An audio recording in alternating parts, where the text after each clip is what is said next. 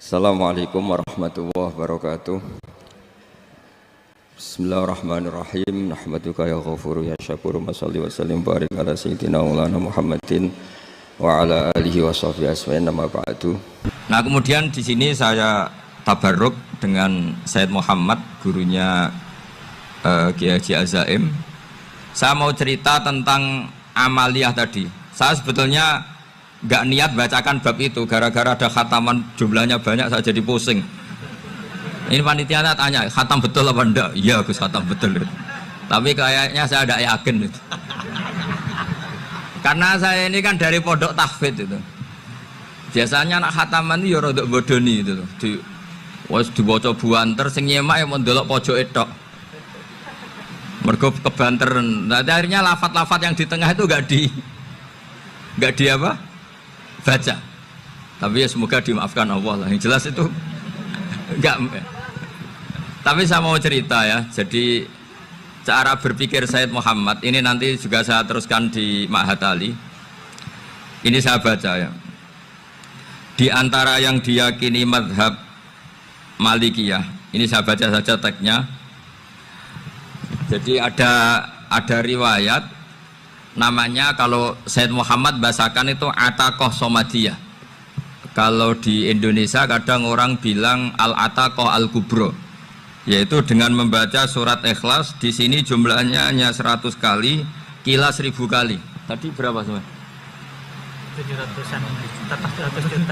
700 juta ini sudah susuk banyak ini. Di sini hanya 40, riwayat lagi 100, 1000. Terus sampai tadi berapa? 800 juta. Wah, ini sudah susuk ini. Itu anak cucu sampean pasti masuk surga itu kalau gitu. Ini saya baca, ini kitabnya Sayyid Muhammad ini. Suratul Ikhlasi wal Itqu minan nar.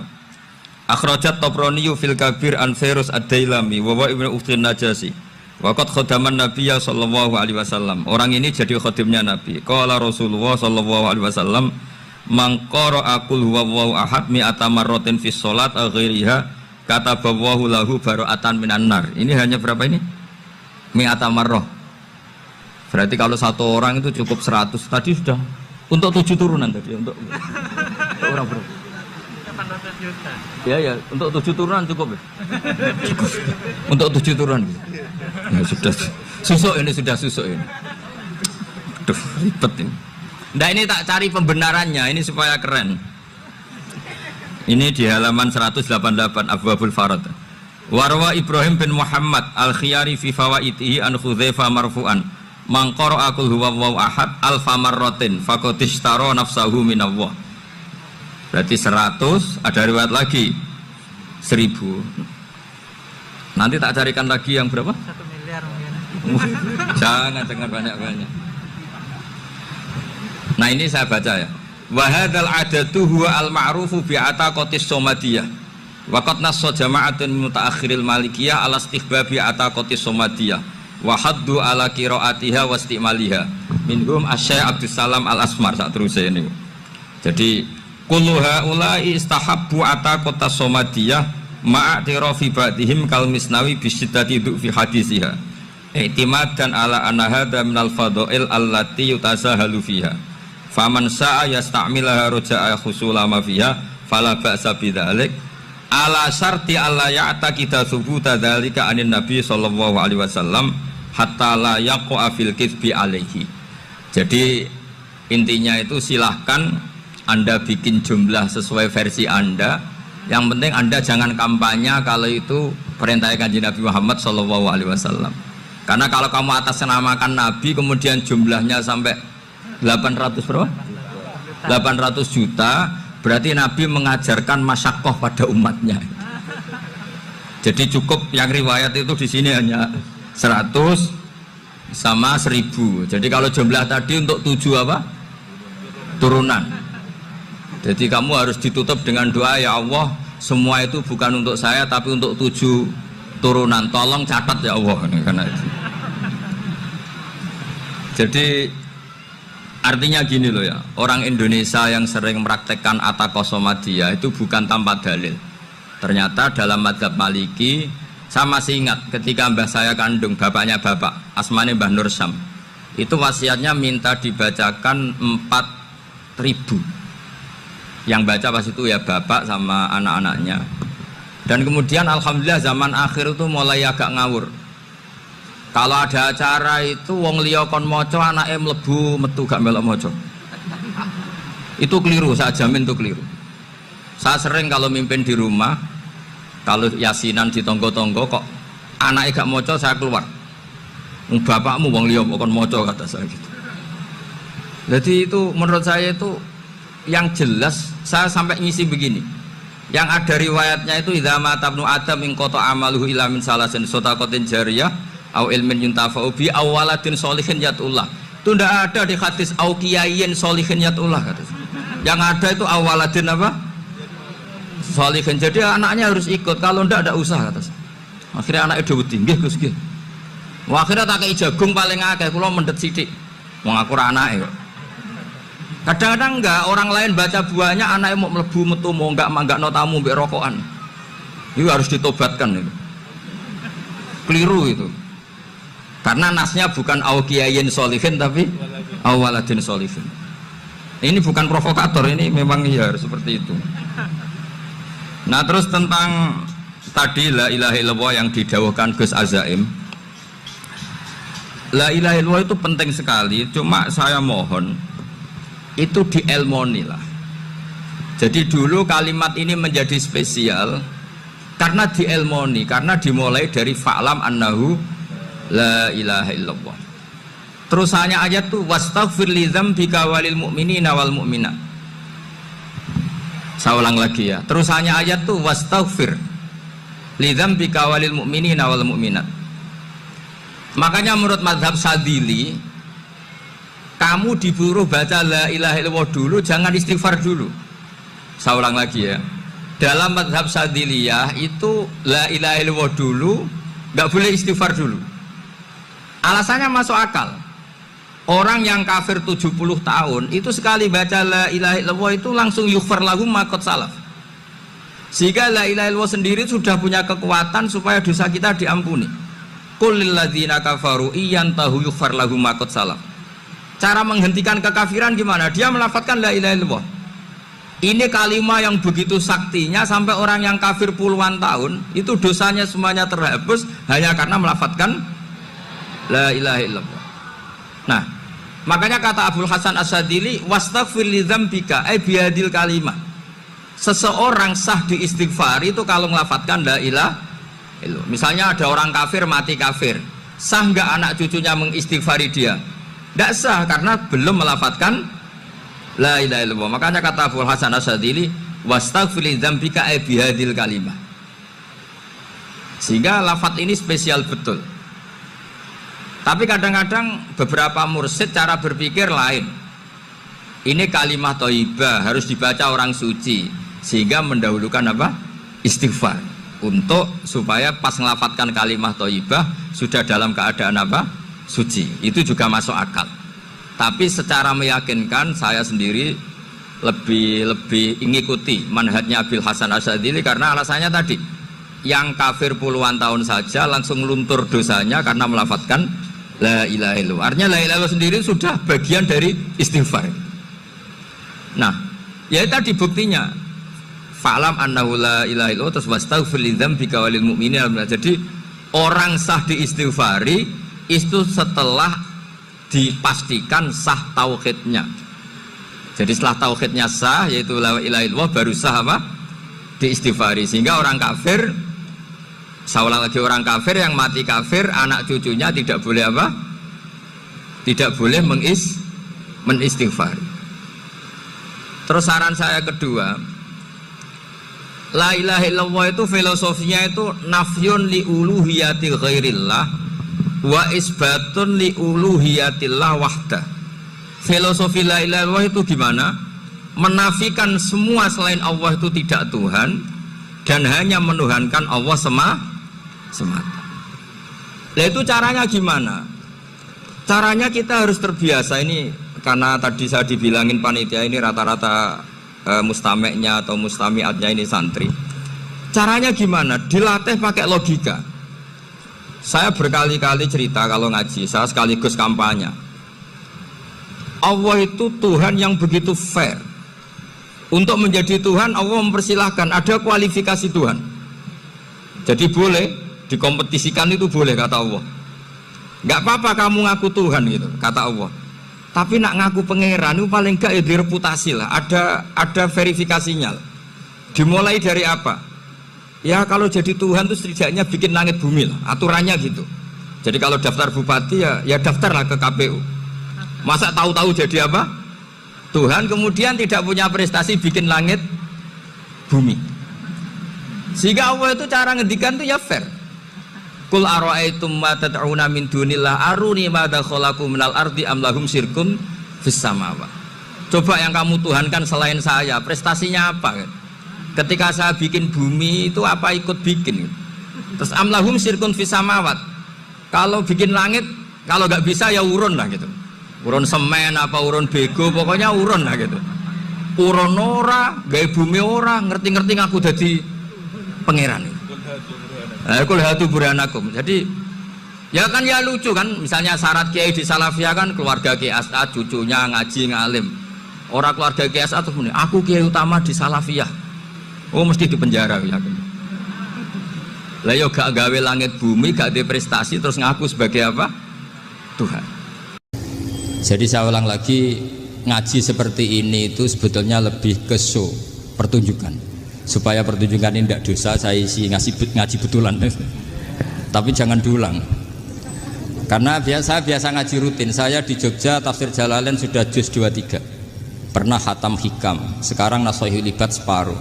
Saya ngaji di Sidogiri Itkon, di Sarang Balaghatul Quran, di Hajen Lubul Usul, tapi sarahnya yang Thariqatul Husul, sarahnya Mbah Sahal Mahfud. Jadi baru di sini ngaji bersaing sama orang yang mondok berapa? 3 bulan. Ini masalah, masalah. Nggak boleh mondok itu harus buat tulis zaman. Tapi ya tidak apa-apa, mungkin laduni ya. Jadi kalau mondok cepet itu kemungkinannya apa? Laduni. Begini, tapi saya tertarik apa yang dikatakan Kiai Haji Abdul Manan tadi menyangkut kalimat tauhid. Saya ngaji di mana-mana bilang, kalau ngaji itu yang tahqiq itu detail. Detail itu bahasa Arabnya tahqiq.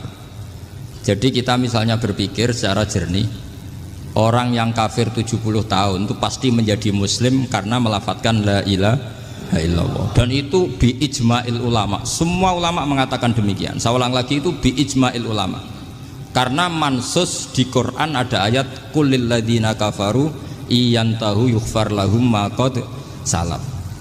Kalau orang yang kafir 70 tahun bisa dihilangkan kekafirannya hanya dengan kalimat la ilaha illallah Muhammadur Rasulullah. Berarti kalimat ini statusnya apa? Penghilang kekafiran. Apa?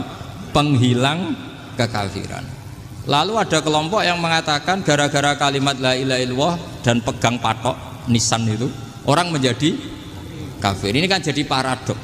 Lafadz yang kita statuskan sebagai penghilang kekafiran dengan lafadz yang sama orang menjadi kafir. Itu nggak ketemu nalar. Mbok nalar paling apapun tetap nggak ketemu. Kecuali tadi ya dalilnya pokoknya ngotot tadi. Itu memang kacau itu. Tapi alhamdulillah mereka insya Allah ya sadar. Kamu jangan bayangkan mereka tidak sadar terus, berarti kamu doanya jelek. Bisa saja mereka sudah ingin sadar, berhubung digojlok ini terus gak jadi sadar. Jadi jangan-jangan salah kita karena sering gojlok sehingga yang mau sadar jadi tidak apa? Nggak sadar. Saya tadi jam 10 sampai setengah 2 masih ngajar di pondok saya. Saya ngajar tafsir masih di Rembang sana saya. Terus saya ke Semarang, Delalah Muyassar. Ya mungkin agak-agak keramat, jadi tetap jam 3:4 saya bisa ketemu Habib Umar Hafid. Saya beberapa menit ya diskusi tentang manhaj beliau. Dan kebetulan saya sering belajar kitab beliau sama alumni-alumni Darul Mustafa.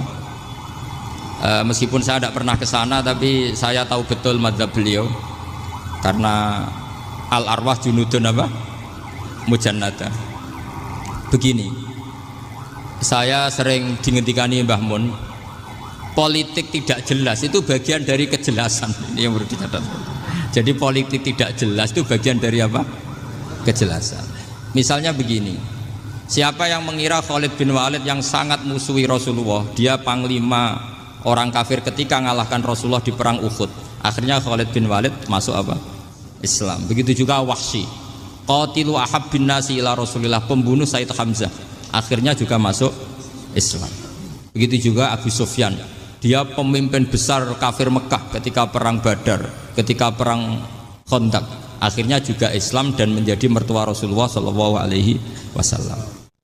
Dari fakta ini kemudian banyak ulama alim yang ngambil sikap itu ya cara Jawa itu anggang-anggang. Anggang-anggang itu gak tegas, tapi gak tegas dari rumusan ilmu yang detail. Saya ulang lagi, gak tegas tapi dari rumusan ilmu yang apa? Detail. Bisa saja orang yang sekarang kafir suatu saat mukmin atau muslim. Bisa saja yang sekarang sedang fasik suatu saat soleh. Bisa saja yang mondok 3 bulan rois PBNU. Sementara yang mondok lama kadang KRT. Tapi itu hanya hukum duniawi. Saya yakin yang KRT ini PBNU di akhirat. Karena mondoknya lebih apa? Lama. Itu tak jamin. Saya juga berencana mimpin itu di akhirat saja, bukan di dunia. Makanya saya mohon SK itu berakhir muktamar mendatang. Karena saya sudah kiai sebelum diangkat. Makanya saya ulang-ulang, kalau pengangkatan itu niatnya ikrar, saya terima. Tapi kalau niatnya ngangkat, tak gugat di pengadilan. Ini tidak guyon, ini betulan itu. Ya, tapi ini hanya guyon saja. Nah, ini penting saya utarakan teori ngaji ya. Ini saya bacakan naskah asli Sayyid Umar Hafidh supaya Anda dapat barokah beliau. Karena beliau selain alim allamah, muridnya Habib Salim, juga beliau pernah ngaji kutub Sayyid Abdul Qadir Segaf di Jeddah. Juga beliau sering istifadah di beberapa kiai. Ini saya baca teks Arabnya kemudian saya terjemah. Bagi yang tidak setuju pemaknanya bisa gugat, karena saya baca Arabnya. Yang nggak setuju pemaknanya bisa gugat, tapi tak jamin kalah karena saya paham betul teksnya maknanya seperti itu.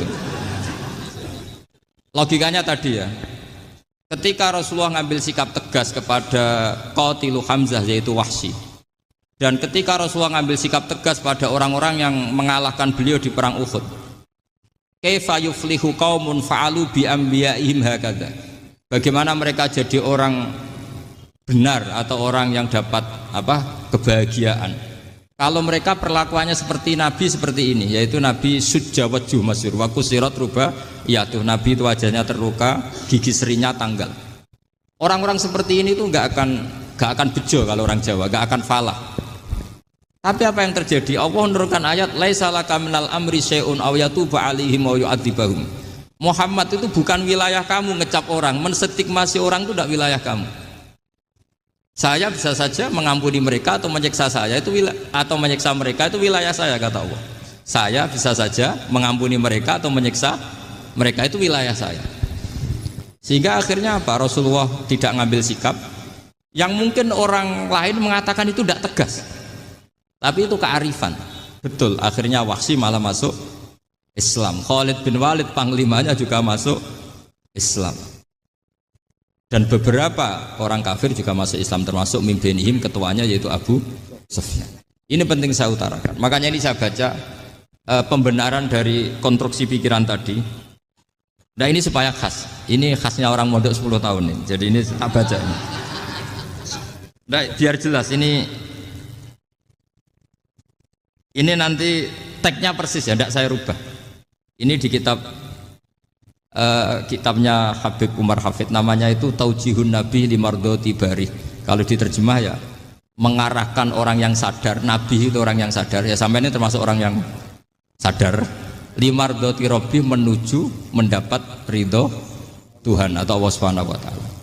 Saya baca teksnya ini di halaman 179. Ini tidak ada yang saya rubah, tidak saya kurangi. Bismillahirrahmanirrahim.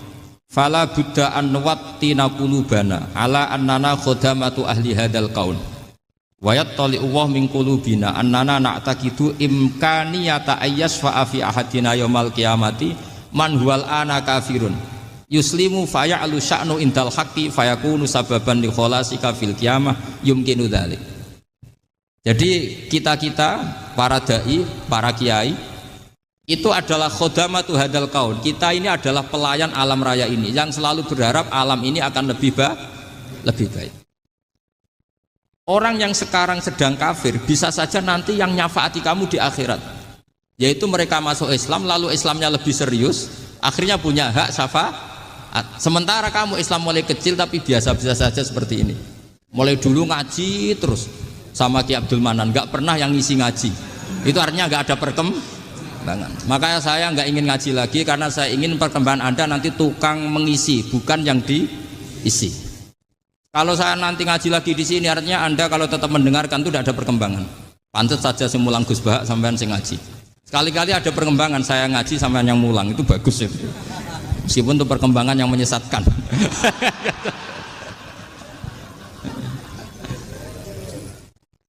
Ini penting saya utarakan. Ini dawuhnya Said Umar ya. Orang yang sekarang sedang kafir bisa saja orang ini nanti nyafaati kamu, yaitu beliau orang ini Islam, kemudian Islamnya serius, maka punya hak syafaat. Sementara kamu Islamnya biasa-biasa saja. Itu masyhur kayak Sayyidina Umar. Sayyidina Umar Islam di hari itu langsung makomnya makom yang a'la, sehingga mengalahkan yang sudah Islam lebih lama. Karena Islamnya Umar itu menjadi izzatul Islam betul. Makanya jangan benci orang tegas teman-teman, kadang ya ada baiknya. Abu Bakar itu sudah Islam tapi layinal janib, orangnya santun. Kalau dipisahi orang yang menengahi lah kira-kira seperti itu. Begitu juga Bilal, Ammar, Suhaib. Singkat cerita, Rasulullah itu sering dibully ya, sering disiksa orang-orang kafir. Rasulullah berharap, wah kalau yang Islam gini terus repot. Melihat Umar ini petarung di pasar Uka, dia dapat uang itu kalau tarung, menangan. Kata Rasulullah, kalau ini yang Islam ya bagus. Beliau berdoa, Allahumma aizal Islam bi Umar. Itu kira-kira 2 hari dari doa beliau, Umar masuk Islam. Itu pertama masuk Islam itu orang-orang kafir diparani. Kalau kamu ganggu Rasulullah Muhammad tak bunuh. Semenjak itu orang kafir yang gentenan sembunyi. Sehingga kata para mereka yang Islam selalu jaya mut aslama Umar, ketika Umar masuk Islam. Itu dalam satu hari Islam itu Rasulullah sudah ngendikan Umar yang Islam sehari ini imannya kalau ditimbang separuh ahli dunia masih unggul sama Islamnya Umar. Nah bisa saja seperti itu. Jadi saya minta sama teman-teman yang mencintai ilmu, tidak tegas itu bagian dari ketegasan dalam ilmiah. Karena kita ini tidak mengendalikan dunia, tidak mengendalikan hidayat, hanya Allah piyambak yang ngasih hidayat. Maka sikap kita laisalaka minal amri syai'un aw yatuba alaihim aw yu'adzibahum. Rasulullah yang ahabbul khalqi ilallah saja tidak boleh tegas karena semuanya potensi itu ada. Cuma kita tegas dalam kebenaran saja, tapi nggak perlu tegas dalam mengawal kebenaran. Kenapa demikian? Karena Islam ini agama yang akan dijaga Allah ila yaumil. Yang jaga Islam bukan PBNU, bukan PP Muhammadiyah, bukan kiai. Yang menjaga Islam namun Allah Subhanahu wa ta'ala. Makanya Sayyidina Umar itu kalau disuruh mikir Islam itu gak mau betul. Masyhur itu dalam tarikh. Umar mimpin itu sukses, banyak futuhat. Singkat cerita akhirnya orang tuh kelangenan, wah kalau Umar meninggal kayak apa. Sehingga Abdullah bin Umar setiap jalan-jalan tuh dibully, kalau sekarang dibully. Ya Abdullah bin Umar, bapak kamu itu gimana? Sudah sepuh mau meninggal kok tidak suksesi. Kalau saja ada orang penggembala kemudian meninggalkan kambingnya di hutan, kamu anggap orang yang mudoyik enggak, menyanyiakan kambing itu enggak? Ya iya kata Abdul bin Umar. Apalagi amru hadil umat ini mau ditinggal gelanggang, nanti suatu saat Umar meninggal. Mbok yo suksesi supaya jelas. Logika itu diaturkan ke Umar radhiyallahu anhu, ke Sayyidina Umar. Pertama Umar agak tertarik dengan logika itu. Lama-lama beliau marah. Tidak jadi. Saya tetap tidak akan istikhlaf, tidak akan suksesi.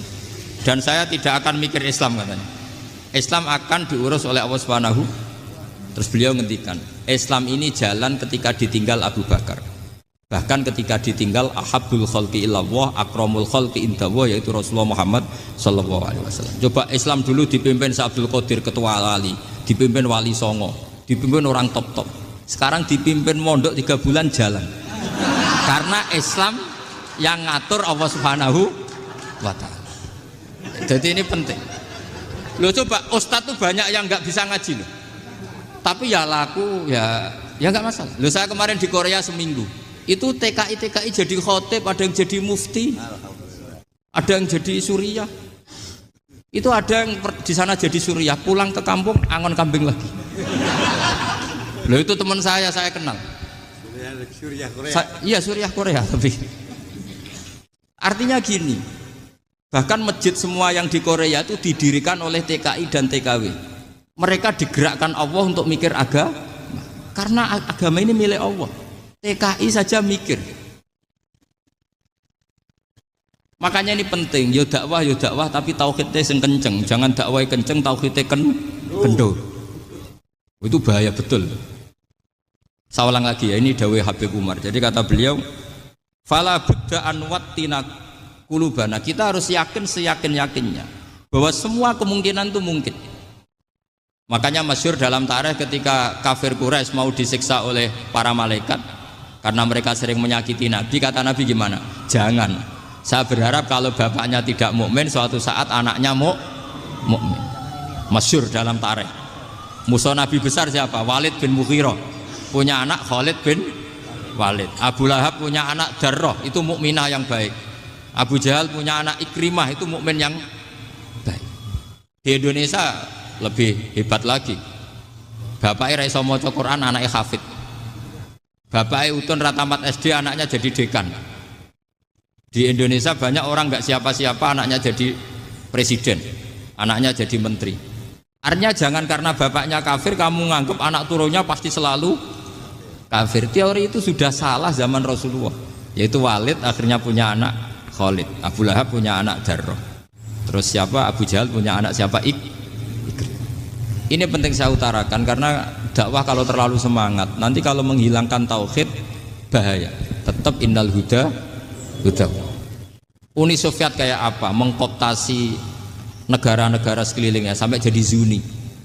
Tapi apa yang terjadi? Uni Soviet yang runtuh, persemakmurannya semua rata-rata jadi negara apa? Islam, kayak Uzbek, kayak Ceknya, kayak apa-apa. Karena agama ini diurus Allah. Sehingga kalau tapi kamu ngitmai agama nggak apa-apa. Makanya istilahnya Habib Umar khodamah itu pelayan, nggak apa-apa. Kita ngitmai agama itu nggak apa-apa. Dengan ngitmai terus mikir nggak apa-apa. Tapi jangan mikir yang merasa kalau kita mati, wah nanti agama ini kukut karena saya mati. Kamu itu siapa? Agama Islam ini tidak pernah dipasrahkan kamu. Diurus oleh Allah Subhanahu wa Ta'ala sendiri. Sehingga ketika Wali Songo meninggal, agama ini tambah kuat sampai sekarang. Kecil saya itu kalau pengajian susahnya bukan main, harus izin sana sini. Sekarang setiap pengajian polseknya datang, polresnya datang, nggak ada intel, nggak ada apa. Padahal kiai dulu sama kiai sekarang itu kira-kira alim mana? Alim kiai dulu. Mbah Hasyim Asy'ari itu ngarang kitab sampai dibaca di Yaman. Saya sering baca juga kitab beliau, Risalatu Ahli Sunnah wal Jamaah. Kiai sekarang mau terjemah aja kadang salah memahami. Tapi ya Islam tetap jalan karena Islam ini dikawal, dijaga oleh Allah Subhanahu wa Ta'ala. Maka kalau dalam cerita tarikh sirahnya Ibnu Ishaq itu, tauhid itu penting. Beliau cerita begini, Sayyid Abdullah itu namanya Abdullah bin Abdul Muthalib. Kita tahu kenangannya Rasulullah terbanyak itu bukan dengan Sayyid Abdullah tapi dengan Sayyid Abdul Muthalib, dengan mbahnya. Karena Nabi itu mulai kecil dirawat oleh siapa? Mbahnya. Yaitu yang disebut Nabi ketika 2 bulan kan abahnya sudah meninggal. Ya saya baca ya, pakai bahasa Arab biar jadi bid'ah. Nanti kalau bahasa Indonesia ada bid'ah. Tidak betul. Diba atau berjanji sebenarnya itu kitab sejarah, berhubung dibaca bahasa Arab terus kayak mantra. Terus yang belakang mau nyenggai soleh aleh, sehingga kubu sebelah bilang tuh khurafat dan bid'ah. Coba diterjemah ini, coba nanti saya baca bahasa Arab. Walamma tamma min hamli syahroni ala masyuril aqwalil marwiyatu fiya bil madinati abuhu abdullah wa kana qad istaza bi akhwalihi bani adi minat taifatin najariyah wa makatha syahron saqiman yu'anu nasukmahu wasakwa. Terus di pojok sana bilang soleh aleh. Pasti kubu sebelah yang liwat, wah itu khurafat bid'ah karena dianggap mantra. Padahal artinya coba sampean baca bahasa Indonesia. Ketika hamil Rasulullah umur 2 bulan, abahnya meninggal di kota Abwa.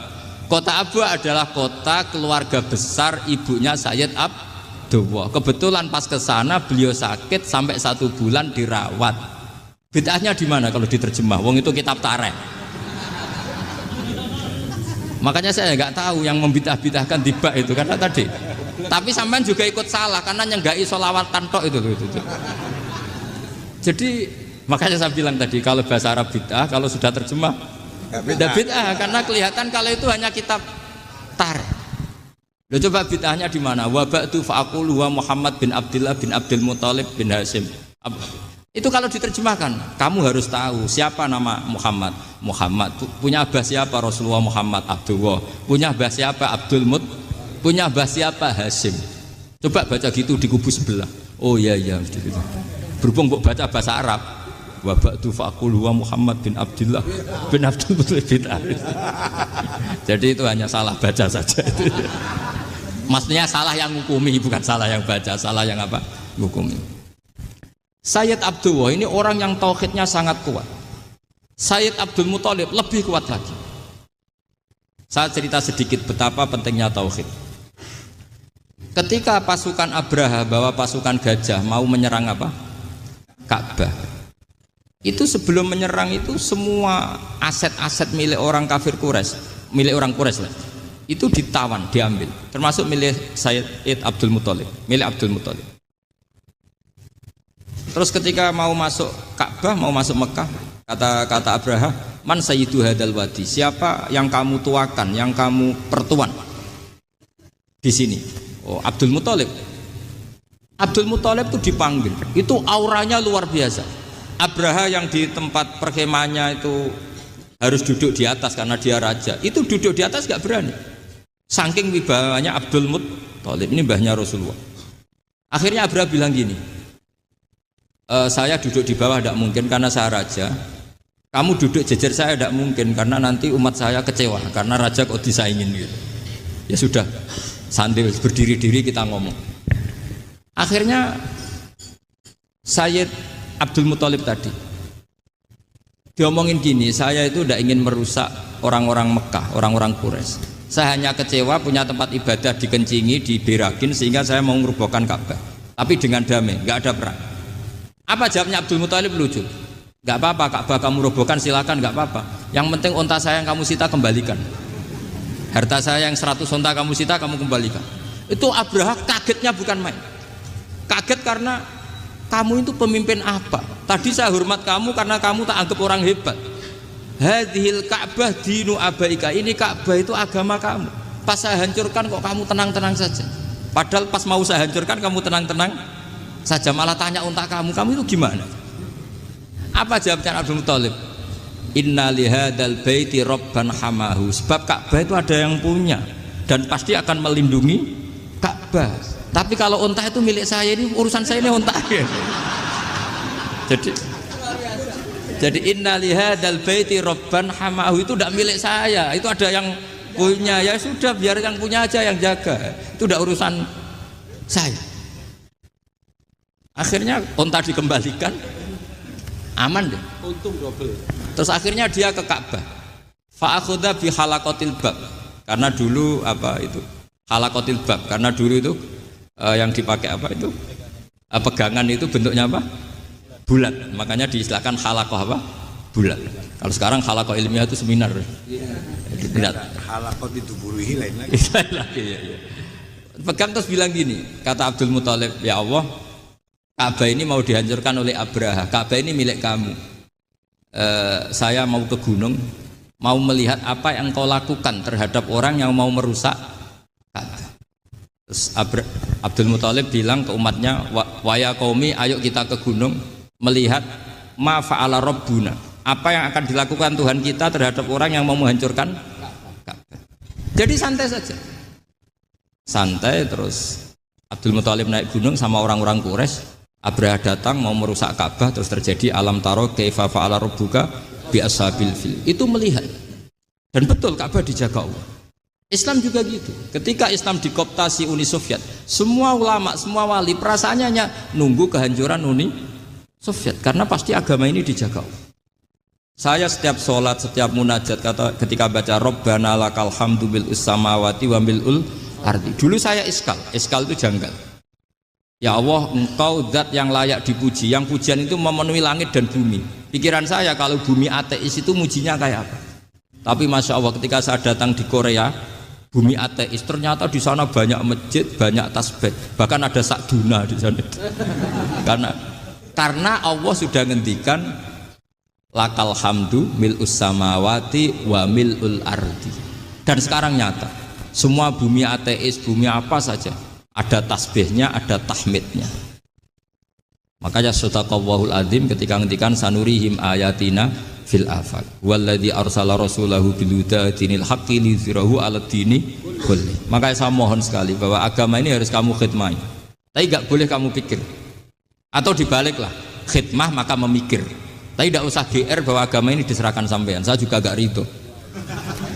Agama kok diurus orang-orang kayak gini, kayak apa nasibnya? Jadi ini penting karena rata-rata kiai alim itu tidak jelas. Terus oleh orang-orang yang nggak pernah ngaji itu, wah ini nggak jelas, nggak tegas. Islam itu harus tegas. Maksudnya tegas itu kayak apa? Tegas itu di wilayah kita. Kalau istri kamu mau diperkosa orang itu boleh tegas, itu wilayah kamu.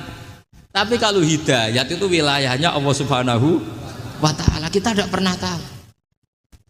Bahkan yang sudah Islam saja, nyuwun sewu, itu nggak ada jaminan mati husnul khotimah. Kita tahu dalam sejarah Sa'labah itu dapat gelar hamamatul masjid, merpatinya masjid. Tapi kita tahu akhirnya Sa'labah itu apa? Su'ul khotimah. Sampai dalam Islam selalu diajarkan ya muqallibal qulub tsabbit qalbi ala din. Jadi kalau kita sendiri saja masih ingin selalu husnul khotimah, agak ada ruang untuk mudah menvonis orang lain. Makanya saya salut sekali ketika Habib Umar menulis kita semua ini mengkhidmati hadal kaun dan selalu berharap bisa saja suatu saat orang yang sedang kafir bisa saja suatu saat muslim. Nah soal kalau yang sama yang harbi menyerang kita ya tarung. Kalau artinya kalau yang merangi kita ya kita wajib perang, kalau enggak ya habis kita. Seperti kita lakukan ketika diserang Belanda. Tapi ketika mereka musta'man, dhimmi, mu'ahad, orang-orang kafir yang mau berdamai dengan kita ya kita damai. Sebagaimana yang dilakukan Rasulullah SAW ketika berdamai dengan kafir Quraisy yang dipimpin Suhail bin Amr. Masyhur itu dalam tarikh. Singkat cerita kan Sayyidina Ali ini pernah konflik sama orang Khawarij. Kata Sayyidina Ali, ya sudah lah, namanya kita musuhan, kita tidak usah ketemu, pakai mediator, kata Sayyidina Ali. Kata orang Khawarij, ini apa-apaan kok butuh mediator? Nggak ada Qur'annya, ada hadisnya.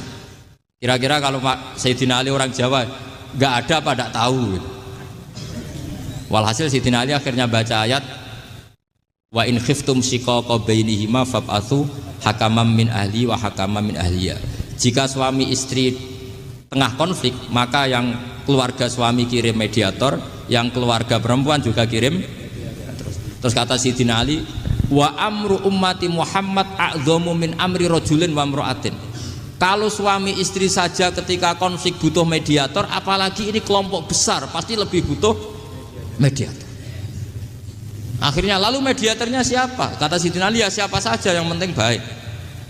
Ditunjuk seseorang, diprotes sama orang Khawarij, ini orang nggak kredibel. Oh ini. Terus Sayyidina Ali marah-marah. Rasulullah itu pernah berdamai dengan orang, bahkan orang itu kafir, yaitu Sulhul Hudaybiyah. Nabi itu berdamai dengan orang yang bernama Suhail bin Amr ketika itu kafir. Makanya ini menunjukkan bahwa musolahah ma'al kufar itu boleh demi kelangsungan bernegara, berbangsa. Kamu tidak usah meragukan reputasi NU. Ketika dulu kafirnya kafir harbi zaman Belanda, ya Mbah Hasim fatwa apa? Jihad. Jadi jangan kira tidak tegas. Kita tegas sekali. Justru kita yang punya masa lalu tegas. Tapi kepada siapa dan dalam konteks apa? Paham ya? Terus ini penting sekali untuk dijernihkan. Ini saya baca berikutnya nanti. Tidak supaya tahqiq, saya syukur sekali, saya tadi sekaligus minta ijazah sama Habib Umar dan memang saya ngaji ini lama sama teman-teman alumni Yaman. Cuma belum pernah ketemu mu'alifnya. Tadi saya ketemu minta ijazah itu dan beliau senang sekali, bahkan sempat bikin tulisan di kitab saya ini. Sama tidak perlu baca, karena kalau bisa ya biasa, kalau tidak bisa malu ya sudah tidak usah. Enggak usah baca sudah. Terus ini kata beliau, ini masih saya teruskan. Nahnu min hadhil intilaqah naktasibu thabatana wa quwwata yaqinina. Wa illa fa fil ardi mu'aridun wa muntaqidun wa mukhalifun min akhyarin wa asrarin, sholihin wa fasikin, muslimin wa kuffar. Kalau kamu punya satu metode ilmiah, metode dakwah, kamu harus siap karena pasti ada yang menentang. Yang menentang itu ya mulai orang soleh, tidak soleh, orang macam-macam. Jadi kalau sudah punya manhaj, memang dari awal harus siap apa? Ditentang. Jadi misalnya PBNU punya kebijakan apa, ya sudah siap saja dibully. Itu pasti itu, karena nggak ada manusia semua suka, semua benci. Kata beliau, anta in kunta fi syakkin min hadzal maslak wal manhaj fattabi man syi'ta wasaha angka ghaniyah wa in kunta ala yaqinin annahu al huda wa mirasun nubuwah wa annahu haqiqatu tarjamatil ahdi ma'rab fala tata'atsar min kalami ahadin yakunu mangkana. Jadi intinya kita mengawal Islam secara rahmatan lil alamin itu justru kita berharap menjadi simpatik dan menjadikan mereka menjadi napa Islam. Jangan ketika simpatik dianggap gak tegas. Saya masih ingat betul dawuh Mbah Mun, hak sekseni, kata beliau, saya masih ingat kalimatnya sekseni. Akurat tegas itu berdasar ayat laisalaka minal amri syai'un aw yatuba alaihim aw yu'adzibahum. Karena potensi sosial itu bisa rubah. Orang yang sekarang kawan kamu bisa saja suatu saat jadi musuh. Yang sekarang musuh kamu bisa saja suatu saat jadi kawan. Terus kamu ngambil sikap tegas dalam sesuatu yang nggak stabil seperti ini, lalu tegas itu kan nggak pada tempatnya. Makanya yang seperti ini kata Allah pakai asa itu menawa. Asa wahu ayyaj'ala bainakum wa bainal ladzina ataitum minhum mawaddah. Bisa saja orang yang sekarang musuhan dengan kamu suatu saat dijadikan mawaddah. Kamu udah mawaddah itu saling mengasihi. Kamu udah usah tanya wallahu qadir, kata Allah, karena Allah mampu. Jadi dalam hukum-hukum sosial Allah seringnya bilang apa? Asa. Misalnya wasa antakrahu syai'a wa huwa khairul lakum, wasa antuhibbu syai'a wa huwa syarrul lakum. Karena masalah sosial ini semuanya asa, yang pernah tahu siapa. Bisa saja sekarang saya Rois Surya, nanti SK-nya enggak turun lagi, tapi saya tidak apa-apa. Bisa saja nanti santri 10 tahun dipimpin 3 bulan, enggak apa-apa. Bolak-balik enggak apa-apa. Saya tidak akan kecewa. Karena masya Allahu kana wa malam yasa lam yakun. Assalamualaikum warahmatullahi wabarakatuh. Assalamualaikum warahmatullahi wabarakatuh. Kula niku saya inget teng mriki nggih, teng majelis mriki juga beberapa kali kula teng majelis Jogja cerita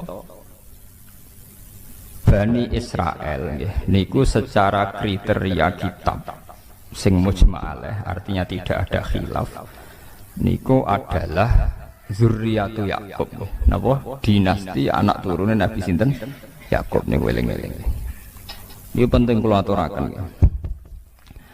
Karena kaitannya zuriyah itu genetik, siapa saja yang berdarah zurriyati sinten Yakub niku disebut Bani napa Israel. Dan istilah ini sing muradan fil Quran, dan itu yang dikehendaki napa Al-Quran.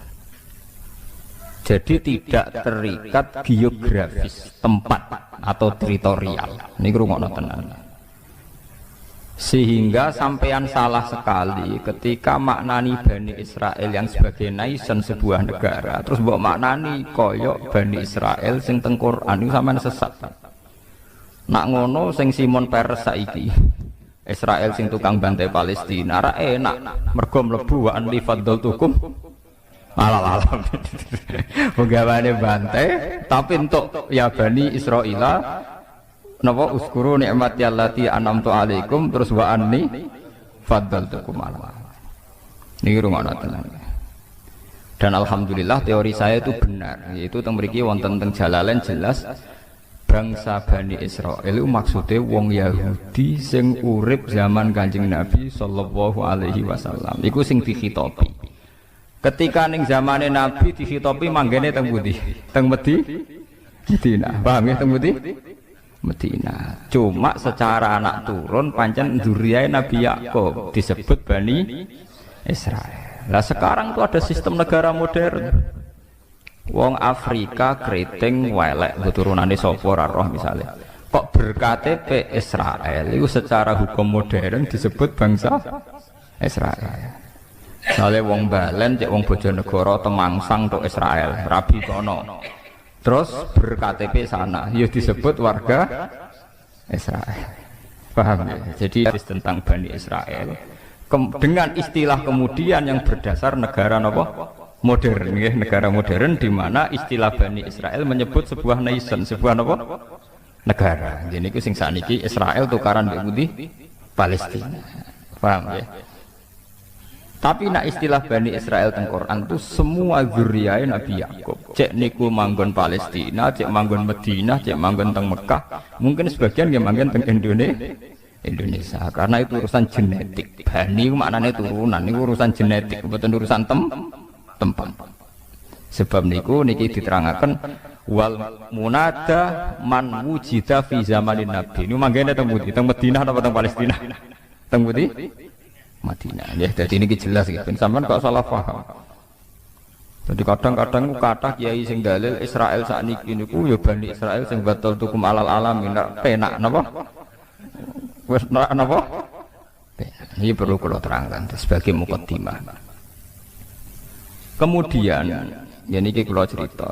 Memang secara tarikh Nabi Yusuf nggih, Nabi Yusuf niku tiyang Kan'an niku nderek wilayah Palestina. Dadi nek istilah bahasa kuno niku Syam niku masukno Syria, Palestina sak mangke, Israel sak mangke, termasuk Libanon. Niku istilah riyen napa? Syam. Nggih, teng kitab-kitab tarikh nak muni Syam napa napa Lebanon, Syria, Palestina dan Israel yang sekarang itu. Israel sebagai nation sekarang itu.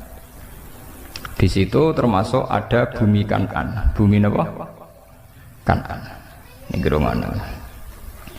Bumi Kan'an niku engkang kemudian menjadi domisili Nabi Yakub alaihis salam. Nglahiraken Yahuda sak dulur Liab mau tunggal napa? Bapak. Kemudian duwe anak saking ibu benten ini ku Yusuf kalian Bunyamin ya, Yusuf kalian apa? Bunyamin. Terus kados cerita teng surat Yusuf Nabi Yusuf didrengkeni dulure walhasil akhirnya sukses teng Mesir. Sukses teng pundi? Mesir. Sehingga zuriyah Bani Israel lewat keturunan Nabi Yusuf dan keluarga Yusuf niku kathah sing pun dadi bangsa Mesir. Tapi ketika menjadi bangsa Mesir niku istilahnya tetap Bani napa? Israel.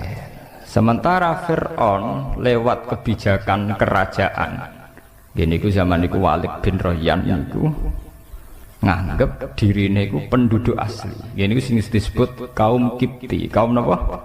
Kipti. Sing sakniki nek cara bahasa Inggris Egypt niku Mesir. Niki rungokno ya. Karena penduduk Kiptiyah, Egypti niku Al-Kipti niku. Saniki Egypt Mesir Al-Kiptiyah niku penduduk asli Mesir. Sehingga mereka nganggep wong Israel imigran, nggih. Bani Israel napa? Imigran.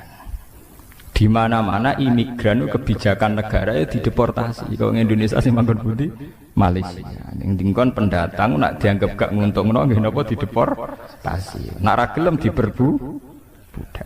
Tapi yang perlu dicatat, toh itu istilahnya tetap ya Bani Israel. Padahal secara geografis manggon pundi? Mesir. Paham ya? Ini ben sampean jelas. Ben ora aja sampai nganggep nak Israel sing saiki jahat iku termasuk kaum pilihan sing mlebu ya Bani napa? Israel. Sampean fatal. Wong Islam tapi goblok. Gobloke fatal, paham? Karena iku nguntungno napa? Nguntungno napa? Israel. Berarti wis jahat mlebu andi fadl tukum napa? Alal alamin. Iku berarti wis jahat mbok arani kaum pilihan. Paham. Mulane nek goblok aja nemen-nemen. Dadi goblok ya ana aturane, paham. Mulane kula diceritani guru-guru kula, wali ku ana loro. Ana sing wali ya ilmiah, goblok tapi ilmiah. Dene dadine wali mergo saleh. Mergo napa? Saleh. Ya misalnya niku nak podo-podo ngakali mesti mbah ora Jumatan. Aku wis bar Jumatan ning Mekah iku wali goblok, ora ilmiah. Ya wali dengan tanda kutip. Mergo nak Jumatan ning Indonesia bare jam 1. Iku ning Mekah jam 10. Mergo terpaut pinten 4 jam. Jadi ketok goblok ke paham. Namun wis bar iku tetep ketok napa? Goblok. Sajane nak bodoni aja ngono, keliru tak warai sampeyan carane iku ngene. Ben rada ilmiah. Aku Jumatanku engko wae ning Mekah. Iku rada bener iku. Mergo Jumatane ning Mekah 4 jam kemudian. Tapi nak muni wis bar mesti goblok. Ya mesti keliru nih. Maksudnya mesti keliru nih. Mana nak muni wis ku kandhani, Mbah, nak bodoni sing ilmiah, Pak. Harga nak 4 jam itu mesti dereng nggih mboten. Terpaute pinten Mekah mriki? 4 napa? Jam. Jadi kalau di sini jam 1, Mekah jam 10 iku ora ono Jumatan, paham ora napa? Jadi nak muni wis bar iku mesti ora ilmiah. Malah wali tanda kutip iku. Dadi mbah nak bodoni iku dielmoni. Dadi misale napa? Engko ape Jumatan nek Mekah iku lumayan ya, rada ilmiah pergi gitu. Artinya ya mbotenan ora tapi ono ilmiah ya paham maksudnya rada lumayan ya gitu. Ya wali tanda kutip, nak wali beneran ya ora tukang bodoni maksudnya. Niku maksudnya nak wali beneran ya ora tau napa bodoni niku mung wali-wali tanda kutip, wali cara wong akeh ya. Ya pasti dukun ngoten niku bulet napa. Niki perlu kula terangaken. Kulo itu beberapa kali ikut seminar dan beberapa kali memberi gambaran. Pak Bahak sebetulnya Israel itu versi Al-Quran itu kayak apa? Bahkan di beberapa universitas Jogja itu ya jadi penelitian. Ironisnya PBB sekalipun itu pakai peta sejarah yang mengacu keberadaan Nabi Musa, Nabi Yakub, Nabi Ishak dan Nabi Ibrahim alaihimus salam. Sehingga dengan data sejarah ini memang kelihatan bangsa Israel yang sekarang sebagai negara modern memang sebagiannya ya keturunannya betul Nabi Yakub. Memang kita tidak munafik. Kita secara gentleman, saya bilang secara gentleman Israel yang sekarang memang sebagian besar ya masih turunannya Nabi Yakub, Nabi Ishak. Kita fair. Tapi kalau acuannya demikian, yang berhak terhadap Israel juga bangsa Arab. Makanya PBB juga harus mendengarkan klaimnya bangsa Arab. Bangsa Arab juga merasa keturunan Israel. Mulane kula bolak-balik teng ngaji mriki cerita. Wong Islam ora ngarah gedeng Yahudi nemen-nemen. Wong Yahudi ora iso gedeng Islam nemen-nemen. Mergo nembe misahna. Paham? Lho mboten sepundi. Yahuda niku sing leluhure wong Yahudi jenenge Yahuda. Yahuda bin Yakub bin Ishak bin Ibrahim. Kabeh ahli tarah sepakat Yahuda bin Yakub bin Ishak bin Ibrahim. Saking ibu Sarah nggih, ibu sinten? Sarah. Nabi Ibrahim duwe garwa Siti Hajar sing didakok teng Mekah sing disebut inni askantu min dzurriyyati biwadin ghairi dzi zar'in inda baitikal muharram. Kemudian Nabi Ibrahim lewat Hajar gadah anak Nabi Ismail. Berarti Ismail ambek Nabi Ishak nggih dulur liab. Dulur napa? Lewat Ismail niki melahirkan bangsa Arab sing asli. Ini ku kabilah Jurhum sampai ke Sayyid Adnan. Sayyid Adnan bi ijma'i ahli tarikh ngelahirakan dugi Abdul Muthalib, dugi Sayyid Abdullah, dugi Kanjeng Nabi Muhammad sallallahu alaihi wasallam. Mulane jare tiba jare berjanji wa adnanu bila raibin intadzawil ulumin nasabiyah ila dzabihi napa Ismail. Kalau teori kepemilikan Palestina berdasar genetik, nak ngono ya ora kudu Israel sing saiki, bangsa Arab pun berhak karena secara keturunan kenapa? Sama nggih, sama-sama bapak induke Nabi sinten Ibrahim. Mulane bangsa. Lah tapi sejarah yang ditulis Barat itu yang untungkan Israel saja. Gini ku dimulai saking Yahuda, nggih, saking napa? Yahuda. Paham gini ben sampean kertas sejarah nggih. Sebab niku perebutan Palestina yang sekarang Yerusalem niku itu tidak bisa, nggak lepas dari orang Islam dan orang kafir boten saged. Nggih sebetulnya perebutan dinasti antara dinasti Ibrahim yang lewat Ismail dan dinasti Ibrahim sing lewat Nabi sinten Ishak. Karena yang dulur liab kados Nabi Yusuf kemudian nggak tertarik melok konflik temriku. Delalah uripe do teng pundi Mesir. Ini ben sampean ngertos sejarah. Ben sampean ngertos. Ini penting kula aturaken. Nak nuruti klaim sejarah itu ndak ada habisnya. Tapi kula pribadi dan muga-muga umat Islam pancen yo ora kudu matur nuwun wong Yahudi kudu matur nuwun. Sampeyan tak critani, wong Islam niku imane paling terlambat. Mergo iman mek Kanjeng Nabi Muhammad sakwise Nabi ku wujud, ya sakwise dadi nabi. Dadi imane ku terlambat. Ya sakwise Nabi umur 40 tahun lagi iman. Iku wae kadang imane bar 5 tahun didakwahi, bar 7 tahun kados Suraka, kados Amr bin As imane ngenteni tukaran sik. Ngenteni napa? Tukaran sik. Bareng Nabi ditukari terus sabar suwe-suwe iman. Tapi nak imane Yahudi mboten, Nabi rong wujud wis iman. Wis napa? Iman. Mulane teng tarikh-tarikh wonten paradok. Di tarikh-tarikh itu ada paradok dan itu semuanya nyata.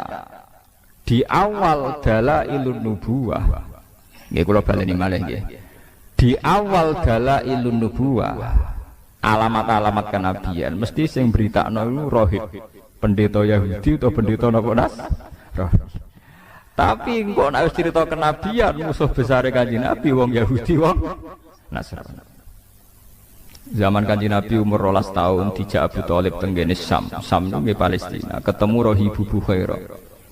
Karena mereka mitra dagang, Abu Thalib iku sapa? Ki anakku. Kowe mesti bodoni Abu Thalib. Lah kowe kok ora nak bodoni. Cah iki wis jelas-jelas calon nabi, ciri-cirine jelas nabi. Berarti ra ngarah anak. Secara Abu Thalib lha apa hubungane? Ciri nabi akhir zaman raine ya wis ngene iki, gantenge saiki, wae jelas saiki. Iku cirine bapake mati pas jek ning kandungan. Dadi ra mungkin iki anak. Kira Abu Thalib, iya iki ra anakku ponakan jare. Bapake mati zaman apa? Ning kandungan. Terus jare Ibu Bukhairah, ya nak ngono aja terus nodok Palestina. Pasti anak ini mau dibunuh orang Yahudi. Mereka orang Yahudi ingin semua nabi dari kelompok mereka. Ya akhirnya walhasil gak dipateni, balik nang Mekah. Ketika Nabi umur 19 tahun, mulai jadi karyawan, jadi pedagang. Termasuk dagang duwe tuan bos jenenge Khadijah. Khadijah gada paman Nasrani ahli Injil. Niku sing jenenge Waraqah bin sinten Naufal. Niku beberapa kali Khadijah ngaji tentang alamatin nubuwah. Dia yakin calon nabi ya karyawane iku sing jenenge Muhammad. Terus jare Khadijah, Maisarah jeneng lanang. Pelayanku jenenge Maisarah jeneng lanang. Ora mbok anggap nabi bareng Maisarah. Anggap jeneng napa? Wedok. Maisarah Muhammad itu kawal terus. Terus segala keajaiban yang terkait Muhammad kandakno aku. Ternyata ketika perjalanan gini wow, tuzilluhul ghamamah tuti'uhus sahaib.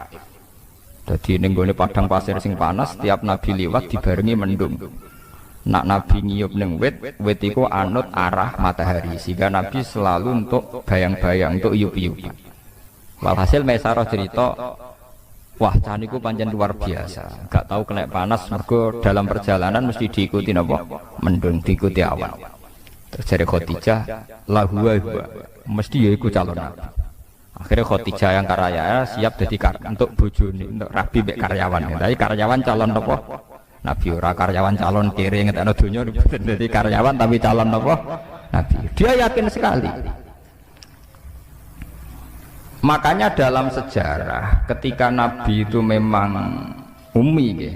Nabi itu memang sisine ku ummi ku ora pahaman. Keibu-ibuan. Jadi beliau itu tidak bisa baca, tidak bisa tulis sehingga tidak banyak referensi tentang nubuwah ya. Tidak banyak referensi tentang nubuwah. Dalam sejarah-sejarah ketika Nabi pertama ngertos malaikat Jibril teng Gua Hira niku kaget tenan. Karena Nabi tidak punya pengalaman sama sekali, ummi. Malaikat Jibril disangka malaikat mati, itu disangka weden. Ndruwedeg. Tapi apa yang terjadi? Ketika beliau pertama kali cerita pada Khadijah, iki bukti bahwa Khadijah cukup banyak pengetahuannya. Gini sampai ben mengingat-ingat tarikh lagi sing nate ngaji. Khadijah dengan segudang referensi, segudang marojek, segudang dialektika akal. Bareng diceritani, Aku mau ngerti iku. Wonge putih nggo wanteng ning guwa. Malah marahi aku Iqra bismi rabbika. Aku wedi ndredeg. Terus jarene Kanjeng Nabi zamiluni aku kemuli, bareng berarti kemuli terus kon cerita. Tapi ketika cerita Khadijah sewenenge pot. Jadi gamane cara Jawa, ya ini mas yang saya tunggu-tunggu. Saya yakin ini akan terjadi. Jadi orang grogi blas. Karena Khadijah yakin ciri utama kenabian dimulai min rosil arba'in, saking umur pinten 40 tahun. Sehingga Khadijah lah sing nyeneng-nyeneng Kanjeng Nabi. Paham ya napa? Andekan Khadijah dari awal tidak punya referensi ku calon nabi, mungkin dia melok kaget pisan. Ketemu sapa Mas? Iku gerduwo ta setan ta iblis kan gitu. Tidak ada dalam tarikh. Setelah diceritani gitu Khadijah malah pede, malah yakin. Berarti aku gak salah pilihan iki calon nabi napa? Tenan. Bahkan Nabi saat itu penasihatnya ke Khadijah. Paginya dibawa ke pamannya yaitu Waraqah bin Naufal. Ketika dibawa jari Waraqah bin Naufal, "Yabna akhi, he dulu anake dulurku, kowe cerita." Bareng cerita, Waraqah langsung nyaut, "Hadzal namus alladzi ja'a bihi Musa." Yaiku sing teko ning kowe padha sing teko ning Nabi Musa. Artinya apa? Secepat-cepatnya umat Islam iman ngenteni Kanjeng Nabi wis wujud, ngenteni bar 40 tahun, ngenteni bar dakwah, ngenteni bar salah paham macam-macam ku lagi Islam. Jadi Islame sampeyan ning Nabi Muhammad itu terlambat, paham? Dhisik Islame wong Yahudi, mereka tahu sedurunge wujud sinten? Nabi, paham ya? Lho niki tenan nih. Wong Yahudi wong Nasrani.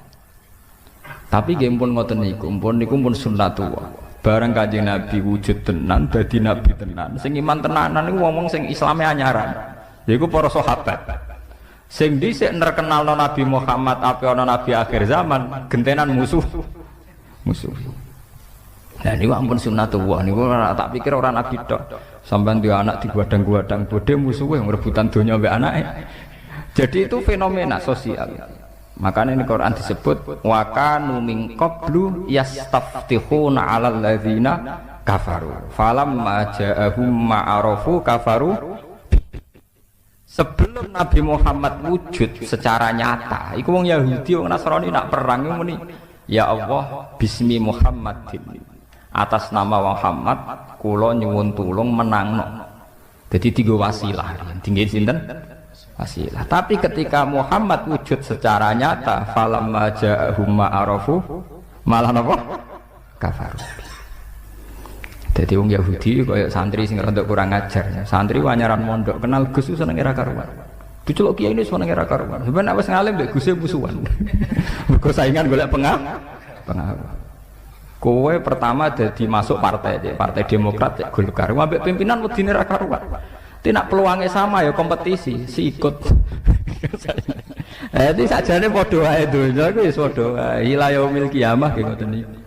Kowe dhisik iso salaman mbek kiai nyucup seneng ra karuan. Kok ora mati-mati nganti tuwek. Pas wayahe kowe wis dadi kiai ya saingan. Wis tuwek mau leren mau gentenan. Jare sing tuwek nggih ngoten. Oh nom ra sopan. Dhisik alif bae tak ulang saiki mlete. Ya padha klirune. Wong de kader sukses kok nyesal, iku bahaya goblok pisan. Wong de kader sukses kok napa? Nyesal. Sing nom ya keliru pisan. Wong kiai ini umur dawa kok nyesal, iku ya keliru pisan. Iku padha setane, namane padha napa? Setan. Mulane kula dijujup ya rapati seneng. Perkarane ngoten niku kuat suwe ta ora oleh hormat. Manusa tukarane gampang. Beda partai kok ya mari tukaran. Beda pengaruh ya mari napa? Tukaran. Mulane kula seneng ngaji ngeten iki seneng sirapati mulya nemen-nemen. Mergo sing drengki ora pati semangat, mergo ya ora pati mulya. Dampar tekmuli sajadah wis bar. Adek mulya nemen-nemen wis. Pidato ning podiume apik. Kiyaine terakhir nomor 5. Tiap MC sampai sambutan ning wabil khusus Al Mukarram Sahibul Fadilah Al Alim Al Alamah mbok nganti lali. Sampai tanggane ora roh. Mane wonten cerita ana kiai ning desa terbelakang. Misalnya jenenge Qurtubi ngene pokoke roe tanggane Qurtubi. Bareng santrine betina Khitabiyah wabil khusus al-alim al-alamah Sohibul Fadilah al-Hajj Kiai Qurtubi. Jare tangga-tanggane, "Sakroku jenenge kok mung sitok Qurtubi kok cek iki kok akeh." Terus dari sing awam paling ora iku maksudnya. Mergo kesuwen oleh wabil khusus Sohibul Fadilah al-alim al-alamah piye karepe. Kulo alhamdulillah ra nasib ngoten. Ora tau pidato. Dadi ora tau dikonokno. Mergo kula ndak yakin niku kuat suwe, paham? Kok beda partai ya kukut napa? Seneng pas-pasan wae. Beda napa? Partai. Anak mulya sak kula ngene sampean gedhe mu gedhe nyapane. Sing ngaji ngantuk, kadang ngomong-ngomong kan, kadang ya angep. Hebate opo? Sing hebat ki kula niku mergo ikhlas niku. Ampun kula terangaken. Mulane sampean gedeng Yahudi Nasrani nemen-nemen nggih keliru. Kelirune adalah tiga agama samawi ini pernah bersama-sama ngangkat tema kesamawiyaan, kelangitan. Umpama boten enten Yahudi, Nasrani, Islam, mungkin negara ini atau dunia ini sudah hancur lewat teori kapitalistik, materialis. Jadi soal kita gak cocok mbek wong Yahudi dalam banyak hal, gak cocok mbek wong Nasrani dalam banyak hal. Tapi pasti kita akan banyak sama juga dalam beberapa hal. Mulane Kanjeng Nabi dawuh la tusaddiquhum wa la tukadzibuhum. Nak wong Yahudi Nasrani cerita, kowe aja muni iya, nak muni iya kok nang goro. Tapi aja muni ora, nak muni ora kok nang iya. Misalnya orang Nasrani itu punya terminologi surga Eden. Ning Italia ngerono omah mewah-mewah jenenge Paradisa. Paradisa itu sangka kata Firdaus jamake Faradis. Wong Italia ngutali Paradisa. Surga Eden, Eden ya Aden. Nak kowe tiap cerita wong Nasrani mbok gorohno, berarti kowe gorohno anane surga Eden, surga Paradisa. Tapi kowe muni iya ya keliru, wong kono pangerane telu kowe muk sitok. Paham ya? Niki kula aturaken. Mulane jare Quran wala tujadilu ahlal kitab illa billati hiya napa ahsan. Nggih niku masalah-masalah samawi. Itu masalah-masalah yang sekarang ugemi ini namung Yahudi, Nasrani, Islam. Niki alhamdulillah tenan, tiga agama besar ini mewarnai ciri adanya Tuhan. Meskipun Tuhan Yahudi disebut Yahweh, Tuhan Kristen Katolik Trinitas, Tuhan Islam Allahus Somad lam yalid walam yulad. Tapi ini penting kalau aturakan, karena sekarang itu gelombang materialistik di mana semua unsur dianggap karena materi itu luar biasa. Mulane kula yakin, ainul yakin, suatu saat tiga agama ini akan mendialogkan diri dan menjadi baik-baik saja. Perbedaannya hanya masalah visi-visi keilmiahan. Nanti di era modern, nah saya tukaran sih. Paham ya, macam podo salah pahami, podo kotoke. Tapi bahwa dulu zaman Nabi Muhammad itu sering ada dialek bersama. Misalnya dalam surat sing Madaniyah, ini kalau sebut jelas-jelas Madaniyah. Artinya secara teori usul fikih kemungkinan mansukhoh itu kecil, tidak ada potensi dinasah. Nggih, enggak ada potensi napa? Dinasah. Niku wonten ayat Qul ya ahlal kitab ta'alau ila kalimatin sawa'in bainana wa bainakum. Jadi istilahnya hei ahli kitab maknanya Yahudi Nasrani, ayo kita diskusi bersama-sama ila kalimatin sawa, kita nyari titik temu bainana wa bainakum, kita cari titik temu siapa yang layak jadi Tuhan. Allah na'budu illallah wala nusyrika bihi syai'an. Tetap wong Nasrani lah yakin misalnya ada Tuhan Bapak, Tuhan Anak, Tuhan Ibu, tetap ditakoki sing paling kondang sing sapa?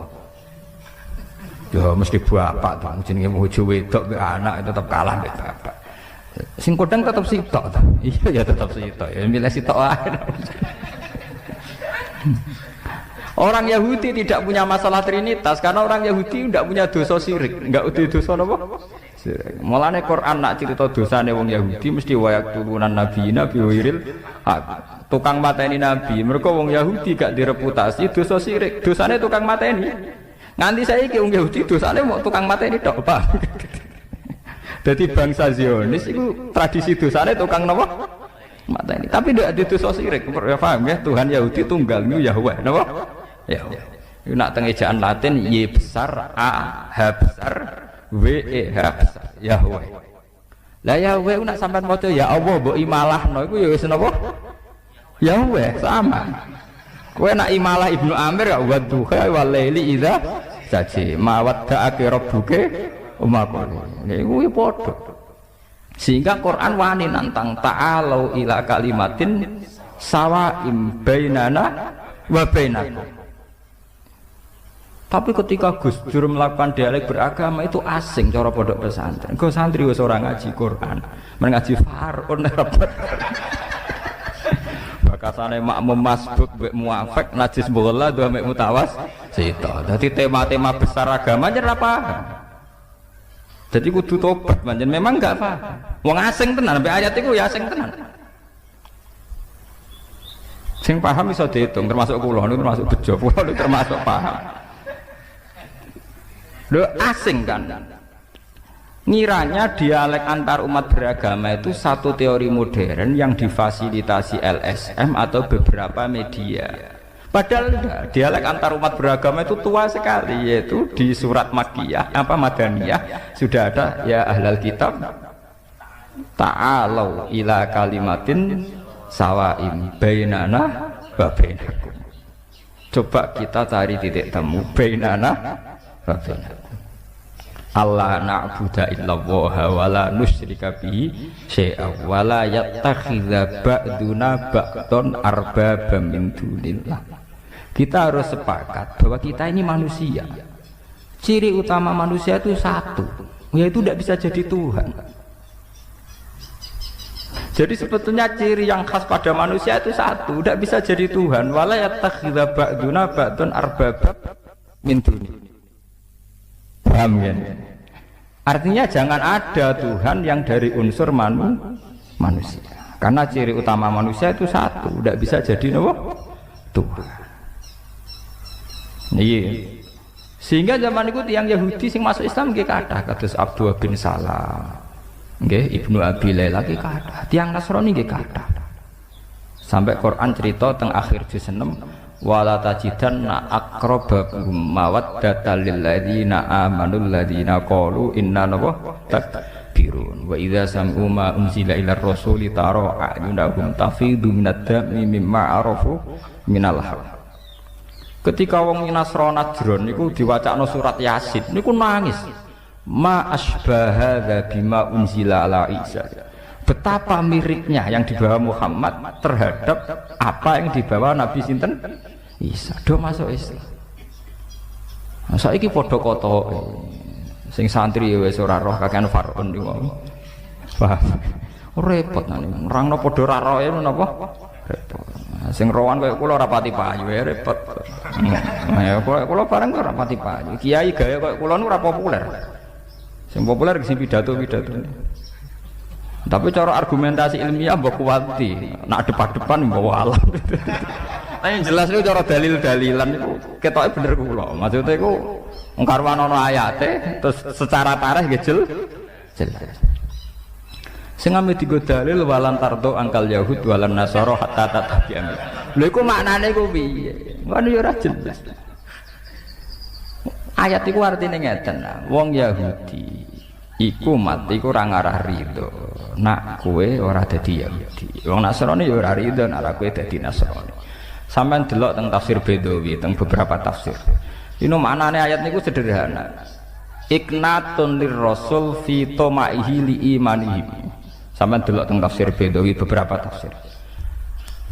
Ayat itu hanya memberi maklumat, memberi warning, memberi iklan ning Kanjeng Nabi Muhammad sallallahu alaihi wasallam. Mat, kowe iku keliru. Arep-arep wong Yahudi masuk Islam. Wong Yahudi dhewe malah arep-arep kowe dadi Yahudi. Dadi maknane ya wong ngono tok niku. Dadi gamane ngene lho. Ana toko cilik meh bangkrut. Sing sitok toko gede. Lah sing toko cilik kepengin arep-arep sing gede bangkrut. Padahal sing gede dhewe kepengine sing cilik lah bangkrut, ganggu wae, paham. Jadi artinya niku walantar itu bukan masalah ideologi, argumentasi ilmiah mboten. Niku masalah-masalah tren, masalah mat kowe wis arep-arep Yahudi masuk Islam piye. Nak mereka iku arep-arep masuk Yahudi. Dadi wis anggap wong liya lho, mat kowe ora usah bakas arep-arep napa? Yahudi. Sampeyan delok maknane mboten niku. Kalau masalah argumentasi ilmiah itu orang Yahudi, Nasrani, Islam sering pada titik temu. Gini ku ila kalimatin sawa. Nggih. Jadi sebetulnya ketika Tuhan sudah Tuhan Bapak, Tuhan Ibu, Tuhan Anak itu masih menyisakan pertanyaan. Lalu yang paling hebat siapa? Tentu ada jawabannya. Yang paling hebat ya mestinya Tuhan Bapak. Paham ya? Mulane wonten cerita lucu, kalau ngaji teng Yogya do guyu, Nasrani iku mau wani cerita Tuhan Bapak mbek Tuhan Ibu. Tapi rawani cerita kapan kelone, paham ini ki perlu. Mulane Quran cerita anna yakunu lahu waladu walam takul lahu napa sahibah. Anna hale kaya apa lahu kedhe Allah iku waladun duwe anak. To walam takun hale ora ana iku lahu kedhe Allah sapa sahibatun kanca wedok. Kudune nek diceritakno anak kudu diceritakno carane, paham ya? Ya repot. Artinya begini. Pada akhirnya mereka juga meyakini bahwa Tuhan anak pasti tidak urusan begitu. Dan tidak ada urusan genetik yang sempal sing tok anak. Pasti tidak urusan begitu. Jangan-jangan hanya urusan nisbah. Urusan apa? Nisbah. Lah nek ngono hakikate tetap lam jalid walam. Lah nek paham ya. Ini ngaji kelas tinggi, paham ya? Sampean bendong, ben ora goblok nemen-nemen, paham gitu. Wah itu tugasnya ulama, itu ben umat ora goblok nemen-nemen. Nak ngati pinter wangel, sementing ora goblok napa nemen-nemen. Paham ya? Mulane Quran oleh nyindir anna yakunu lahu waladu walam takul lahu napa sahibah. Kok iso darani duwe anak? Iku kapan maine kan? Lho iki tenan. Jadi cerita Quran artinya begini, sebetulnya itu ya itu masalah-masalah nisbah. Dan ternyata betul dalam dialek-dialek antar umat beragama mereka juga ngakui itu hanya urusan apa nisbah. Paham ya urusan apa? Nisbah. Ya tapi ngaji ngeten iki lho. Enggak artinya ya kalau kowe atas nama ilmiah kalau terang. Muga-muga sampean paham dan jelas niku ayate sorry, ayatnya jelas sekali. Ayatun sorihah fi bayani tilkal masail al khafiyah niku jelas sekali. Sehingga zaman Nabi ke tenang mawon, Nabi nak ditampung Yahudi ke tenang seneng. Ditampung Nasrani seneng. Mergo dialeke antar umat beragama dialeke ini. Yang Yahudi nak takok melete-melete. Yang Yahudi nyer melirian melete-melete pinter-pinter. Mat khamsun la ya'lamuhunna illa nabiyyun aw rajulun aw rajulan. Mat aku takok 5 hal. Sing roh iku mesti nabi. Nek nabi ra ngarah rahmat utawa 1-2 orang termasuk aku. Wah kanjeng Nabi ku wong umi yo. Arep sene ra rowan, umi ora rowan. Ora tau maca, kanjeng Nabi ora tau maca majalah. Ya ora tau maca buku. Lah anak Nabi maca majalah, maca buku rak duwe referen. Bangune garap skripsi. Takokane pertama ngeten. Mat wong nak pertama mlebu swarga iku sarapane apa? Waduh. Terus kedua, Mat. Rajulun yamlikul maghrib wal masyriq. Iku sapa jenenge iki?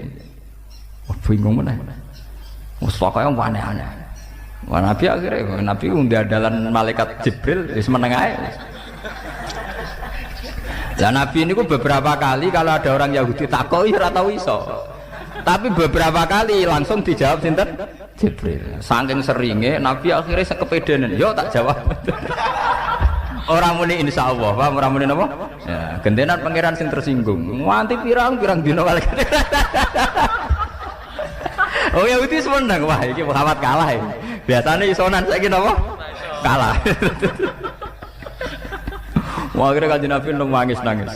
Ya wong biasane ana ilham kok iki ra ana napa? Lah nangis. Akhirnya pangeran gak mentok loh, diwarai tapi diamuk sih. Paham? Lha iki nyata. Diwarai tapi diamuk sih. Ngene ku wala taqulanna li syai'in inni fa'ilun dzalika hudan illa ayyasya. Mat kowe aja geman muni ya iya tampon. Wong sing duwe ilmu iku aku. Dadi akhirnya walhasil Kanjeng Nabi diwarai tapi diamuk sik, diamuk sik terus walhasil pangeran Rahmatullah diwarai. Lah mulai diwarai iki ana surat ayat wa yasalunaka anzil Qornain. Kul sa'atsu alaikum minhu napa dzikra. Oh iya tentang Dzulqarnain iku wong Mesir. Jenenge ngene, terus kejadiane ngene.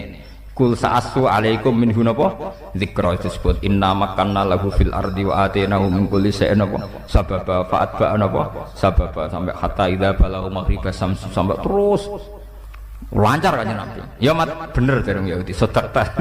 Wong ngetes ya tenang ya mat sedekah ya. Nah sing repot tuh takok urusan ya urusan ngoten niku. Mat kadang anak mirip bapak, kadang mirip mbok. Iku asal usule piye? Nabi jak bakas pornografi. Akhirnya Nabi tetap jawab.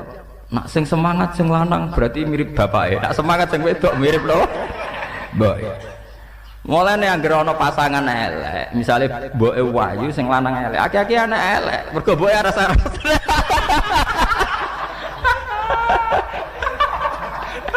Woy waras-arasen nurusi tugas.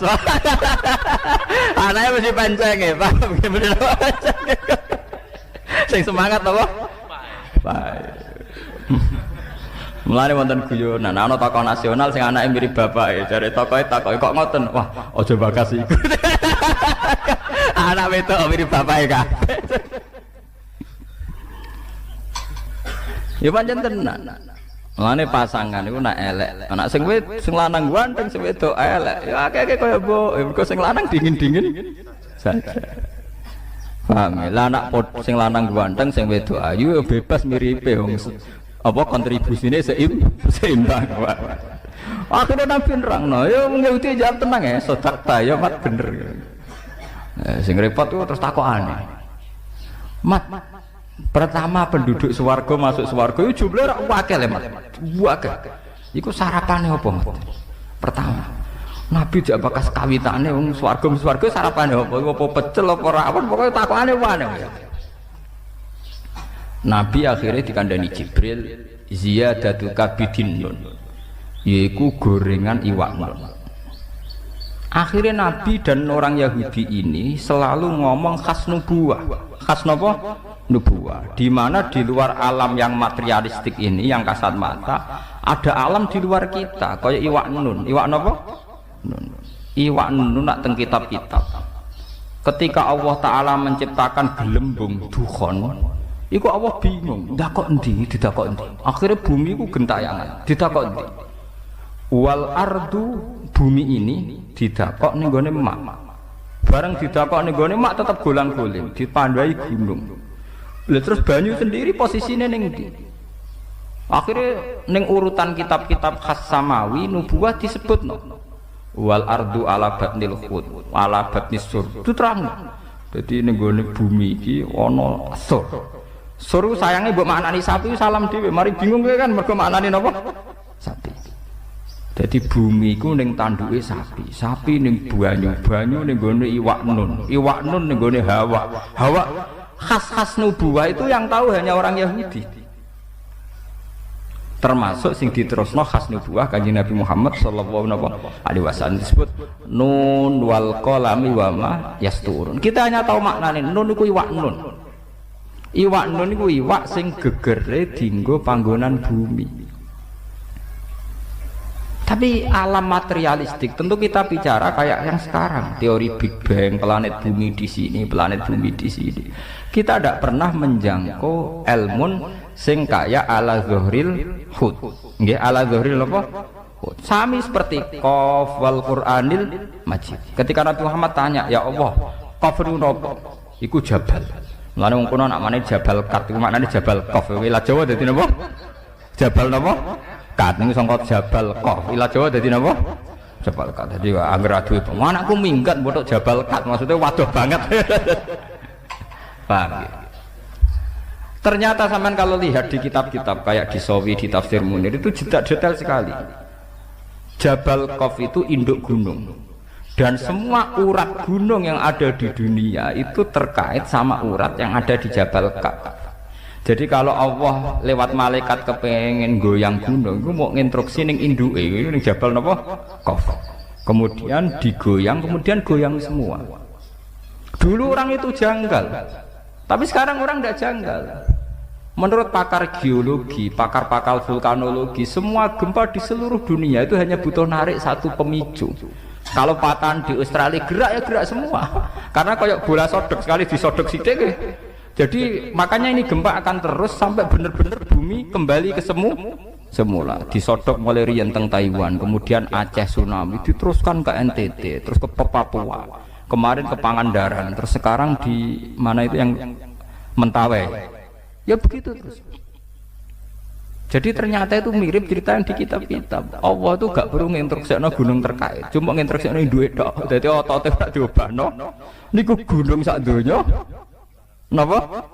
Obah, karena sistem gempa atau gunung itu sistem terpadu. Kesodok sitok. Nggih kesodok napa? Semua. Nah ini termasuk ilmu-ilmu sing khas nubuwah. Padahal tentu dulu para nabi tidak punya teknologi, tidak punya sains. Punyanya wahyu. Nggih, punyanya napa? Wahyu. Ini perlu kula aturaken. Itu termasuk kontribusi orang Yahudi terhadap Islam. Mulane teng jalalan-jalalan nang riwayat alunaka angzil Quran rujuke ora ning sahabat, ayil Yahud. Jadi Quran turunin Nabi Muhammad tapi sing takok aneh-aneh wong napa? Yahudi. Jelok teng kitab-kitab. Riwayat alunaka rujuke sahabat napa Yahudi? Ndomir jamaah ini. Ayil napa? Yahud mungkin sama nak mulai delok. Mesti Yahudi. Enggak sing aneh-aneh. Wa yasalunaka angzil Quran, wa yasalunaka anir roh. Niku mesti Yahudi nggih. Ndomire teng putih Yahudi. Karena mereka yang punya pengetahuan khas samawi. Napa khas napa? Samawi. Termasuk takok malih lha iki sing dadi fenomena sekarang. Mat, kalau Allah memutuskan seseorang dicintai itu gimana, Mat? Ya akhirnya cerita lagi. Kalau Allah mencintai seseorang, Allah bilang sama Jibril, Jibril bilang sama malaikat langit, malaikat langit bilang sama malaikat dunia, kemudian fayudul qabul fil ardi, kemudian dia menjadi trendsetter, tahu-tahu diterima. Pangeran wae ngresakno wong tertarik kabeh. Nek wae ora ngresakno wong godheng kabeh kados polling ngoten niku. Jadi ini biar sampean tahu, sehingga orang Yahudi tadi agamanya Yahweh, Tuhannya Yahweh. Orang Nasrani juga punya masalah nisbat tadi. Berarti tiga agama ini ya punya ilah kalimatin apa? Sawa. Disebut kuliah ahlal kitabi ta'alau ila kalimatin sawaim bainana wa bainakum. Berarti natijahnya seperti sebetulnya kita dengan mereka ada kalimatin sawa, nggih bainana wa bainakum. Paham ini ben sampean ora terlalu dadi ekstremis sing bodho, paham dadi ben ono seni ilmiah. Mergo wong kotok nemen-nemen ketok bodhone, paham. Kowe gedeng Yahudi nemen-nemen Nasrani, Kanjeng Nabi Muhammad populer, sing populer wong Yahudi napa?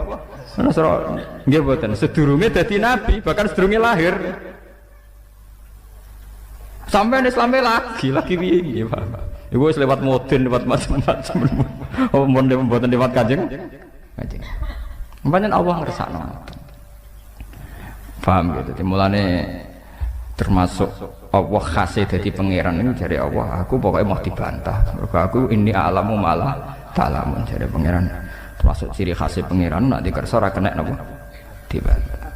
Mane kula wingi cerita teng bojo kula. Ki aja arep-arep aku ideal, nganti mati ora ngari ideal. Dadi wong sing arep-arep kiai ideal wong bento utawa ngawur. Wong ora pangeran kok arep-arep napa? Ideal. Mane kula dadi kiai kon khusuk nemen-nemen auzubillah. Kula tak rewangi khusuk layu tetep wae wong perlakuan kiai kowe eling nek ana tanggane mati, ana wong mati ora ngarah hormat tenanan. Dadi kiai sing khusuk demen kesel. Mesake kiai ini mulai bar subuh tahajud, salat apa kok sak keneke.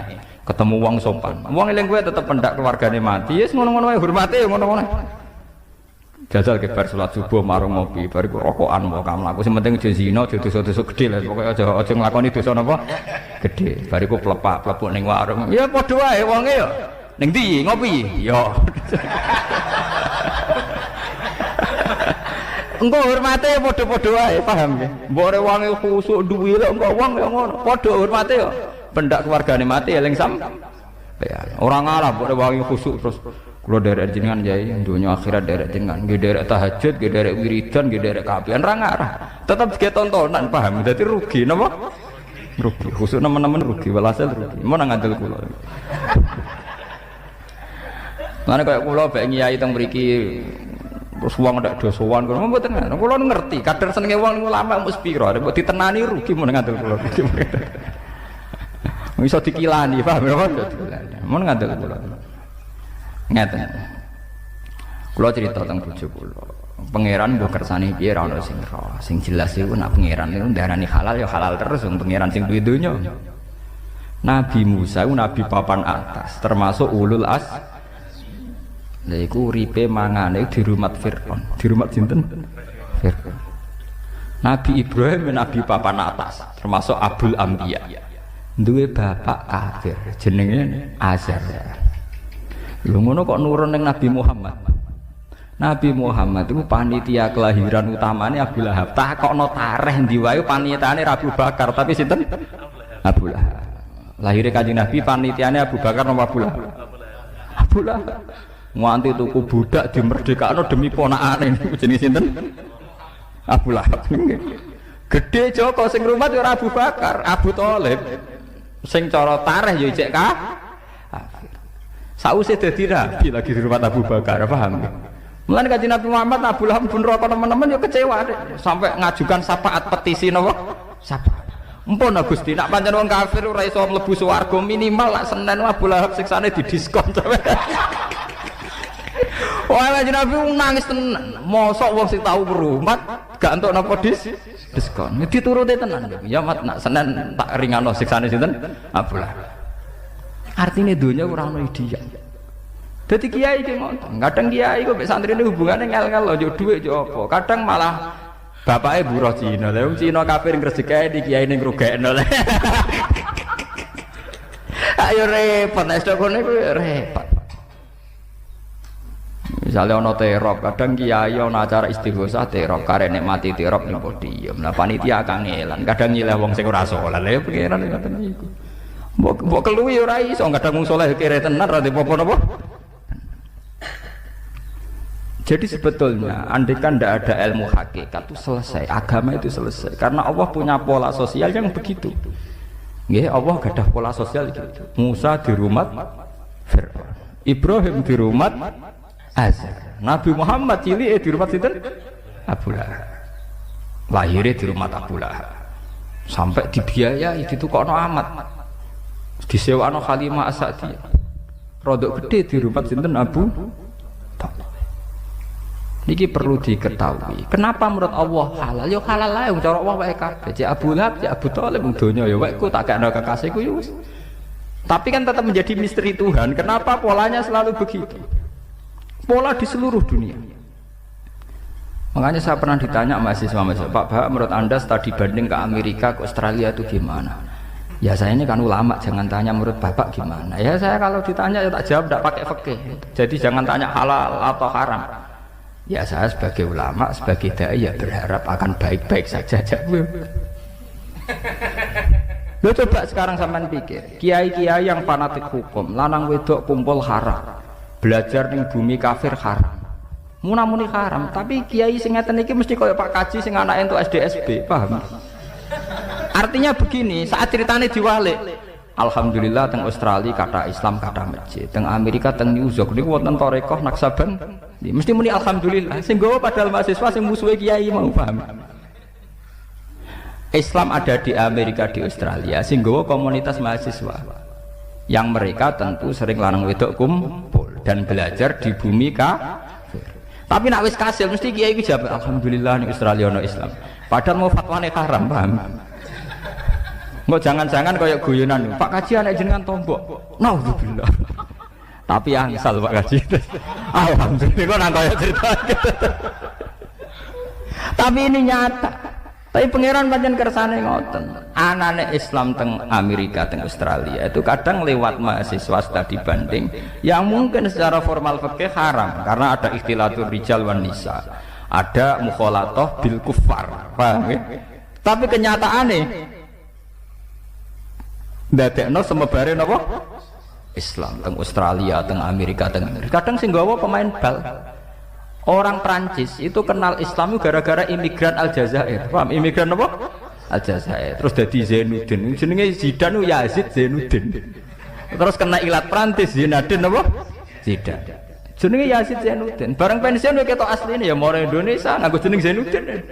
Dene daftar haji ki nganggo jeneng napa? Zainuddin.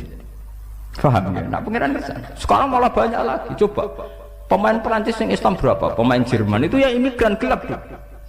Tapi ngelahirno pemain-pemain bal sing Islam kaya sing sakniki pemain Real Madrid Mesut Ozil. Wong betina nggih poso. Sampai nek wae poso njuk latihan khusus bengi. Nah, kondo pelatih, poso Pak. Artinya apa ya begitu pengiran. Padahal karepe wong soleh-soleh sing mondok khusuk-khusuk, karepe sing nyebar Islam ya ndekne sing khusuk-khusuk. Ya ora iso nyebar wong tuku paspor ya ora kuat. Paham ya? Tuku paspor ya ora kuat, moro ndi ya ora.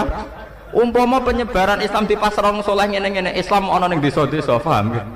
Ora iso globalisasi. Mulai balik kadang ra kuat kok nyebar. Mangane terong alhamdulillah. Piye karepe? Itu pangeran ngoten kersane.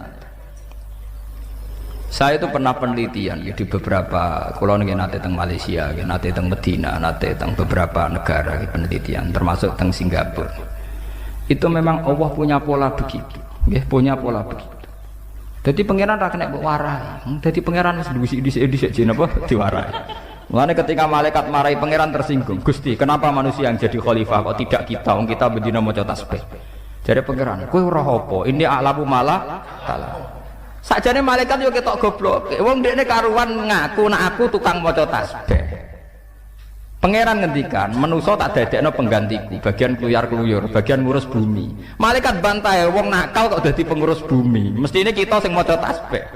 Malaikat gobloknya kan ngene, ndekne mikir nak sing maca tasbih ku suci, sing kluyar-kluyur gak suci. Tapi jare pangeran wong ngurus bumi kok ambek dengok-dengok kan yo ora iso. Artine dadi malaikat yo goblok. Wong ndekne dhewe wis ngaku kula nu bendina maca tasbih yo kamen wiridan ning musala wae gitu. Oleh ngurusi kapan itu malah mulane pangeran niku malaikat ora iso mikir. Padha wong saleh-saleh ning pondok ning kamar bar duha ngliwat bariku salat jamaah bariku jagungan mbek kancane yo ngono tok siklus uripe ngono tok paham nggih yo ora ro saiki ana kristenisasi yo ora ro ana perbudakan yo ora ro ana trafficking wanita-wanita diprostitusikno nggih napa ora angger kurma naudzubillah ngono tok lha modal ngono kabeh mimpin Islam ku piye carane paham modal astagfirullah apa-apaanan blok goblok paham nggih. Jadi soleh ngeten niku kudu mari, paham nggih? Memang soleh dari segi dia tidak zina, tidak kakean tingkah itu soleh, tapi tidak punya masa depan, paham nggih? Soleh tanpa keprospekan, paham nggih? Kudu tobat, modal astagfirullah kok mimpin donya. Padahal di luar kita ada trafficking, orang yang dulu TKW, yang ngiranya dikerjakan di restoran, tahu-tahu diperdagangkan seksual. Di mana-mana ada kriminalitas macam-macam. Bagaimana fenomena dunia yang kompleks ini kamu pimpin hanya karena kamu tukang soleh, tukang wiridan. Nah, jare pangeran malaikat, wa nahnu nusabbihu bihamdika wa nuqaddis lak. Jare pangeran, ini alam ala ta'ala. Kowe ora apa. Nak kowe sedarane tukang maca tasbih ning kamar, artine kowe dhewe ngaku ora maro ndi, paham? Padahal wong mimpin kudu ning ndi? Ning ndi. Itu sama. Beberapa penyimpangan Islam di Inggris itu tidak bisa dijelaskan ketika ada klaim-klaim buruk terhadap Islam atau citra buruk terhadap Islam. Yang meluruskan itu mahasiswa-mahasiswa yang dari India, dari Pakistan. Yang paling fenomenal ya kasus di Birmingham itu, di Manchester itu. Seorang sarjana Ahmad Didat, dia sarjana Islam orang kebanyakan. Dia meluruskan stigma Islam yang ada di Inggris sehingga perdebatannya direkam di seluruh dunia. Yang terkenal Ahmad Didat debat dengan Stanley Fisher, seorang pendeta dari Swedia berdebat dengan mahasiswa Islam dari India. Tapi hikmahnya besar. Sampai teng perdebatan itu langsung wonten mahasiswi saking Swiss masuk Islam. Ya karena pertanyaannya gitu. Bapak pendeta, apa betul Anda yakin Yesus itu Tuhan? Ya. Tapi Tuhan Anda manusia, ya pernah ke kamar mandi, pernah kemana-mana, ya iya namanya manusia. Nah, sudah sekarang Tuhan Anda, jadi Ahmad Didat, Tuhan saya terus baca surat Qul itu. Tuhan saya itu tidak punya sifat manusia, dia unggul, dia lam yalid wa lam yulad, dia tidak seperti manusia, dia super, pokoknya ora kayak manusia. Jadi mahasiswi saking Swiss, bocah wayu menarik, gaya untuk sugih. Saya lebih tertarik Tuhan Anda. Oleh masuk Islam itu dianggap kayak pacaran. Dia ini masuk Islam, saya lebih tertarik Tuhan Anda dari mereka. Akhirnya masuk Islam mereka sifat Tuhan yang versi Stanley Fisher dengan sifat Tuhan yang Ahmad Didat. Saya lebih tertarik Tuhan apa? Anda. Akhirnya masuk Islam, mereka lebih tertarik Tuhan Anda. Intinya begini, itu tidak mungkin santri gitu. Santri boyong rawani kok paham, ngadepi keluargane rawani. Jadi kita misalnya ya, kita yang mondok ya, kula berharap mbok sing lega kok. Dadi wong saleh ora usah mutungan, paham. Ora usah mutungan, ora usah gremeng. Pokoke nikmati kesolehane sampeyan. Gusti kula wong saleh tapi ra iso kluyar-kluyur, mugi-mugi sing kluyar-kluyur untuk hidayate jenengan ora ya apik. Men fatwa wae. Fasik, sithik-sithik meneh apa? Fasik. Mulai kalau ditakoki Pak Bak gimana hukumnya studi banding, kan banyak mahasiswa yang ke Australia, ke Amerika. Ya tak jawab, ya saya berharap akan baik-baik saja. Nah takoki lanang wedok, tapi kan lanang wedok kumpul. Lho hukumnya lanang wedok kumpul haram ora bergantung mahasiswa studi banding. Mahasiswa santri ning kamar tak lanang wedok kumpul ge haram. Iku ora sing terkait mek studi napa? Banding. Lho lanang wedok kumpul haram ora gak terkait mek studi banding, ning ndi wae hukumnya napa? Haram. Iku ora hukum anjar, hukum kawak, iku paham. Jadi gak ngenteni fenomena urusan studi napa? Banding. Aku kiai pinter mbok akali yo. Saya sing takok akhirnya takok. Niku wartawan NTV ini pernah mewawancarai saya. Bapak mau masuk TV, cangkemmu ke ikhlas bola tera ikhlas. Ndak Bapak ini serius, bukan serius ndak. Aku seneng dadi kiai kuno. Mbok nek tuwek menawa gelem, tapi menawa iki ketok ya mbok alam. Ning jelas iku aja warai seneng duit sik, tak ikhlas sik. Engko nak tabungan ikhlas wis akeh gak apa-apa. Ya saya kan banyak teman-teman wartawan nanti ya biasa ngaji sama saya atas nama dia tidak alim, tapi atas nama dia wartawan mungkin lebih kaya, lebih punya jaringan. Tapi kan saya juga tidak tipikal kiai yang mudah terjebak popularitas. Alhamdulillah dididik bapak kula dididik ikhlas. Ya biasa mawon kula jagoan mbek wartawan sampean padha mawon. Kula niku wong ikhlas dadi sami mawon. Tak anggap padha-padha makhluk ngono. Dadi kula niku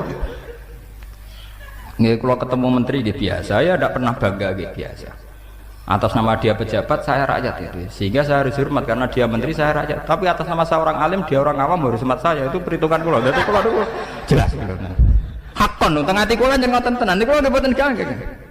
Mau sampai teman saya itu Bapak kok biasa-biasa saja.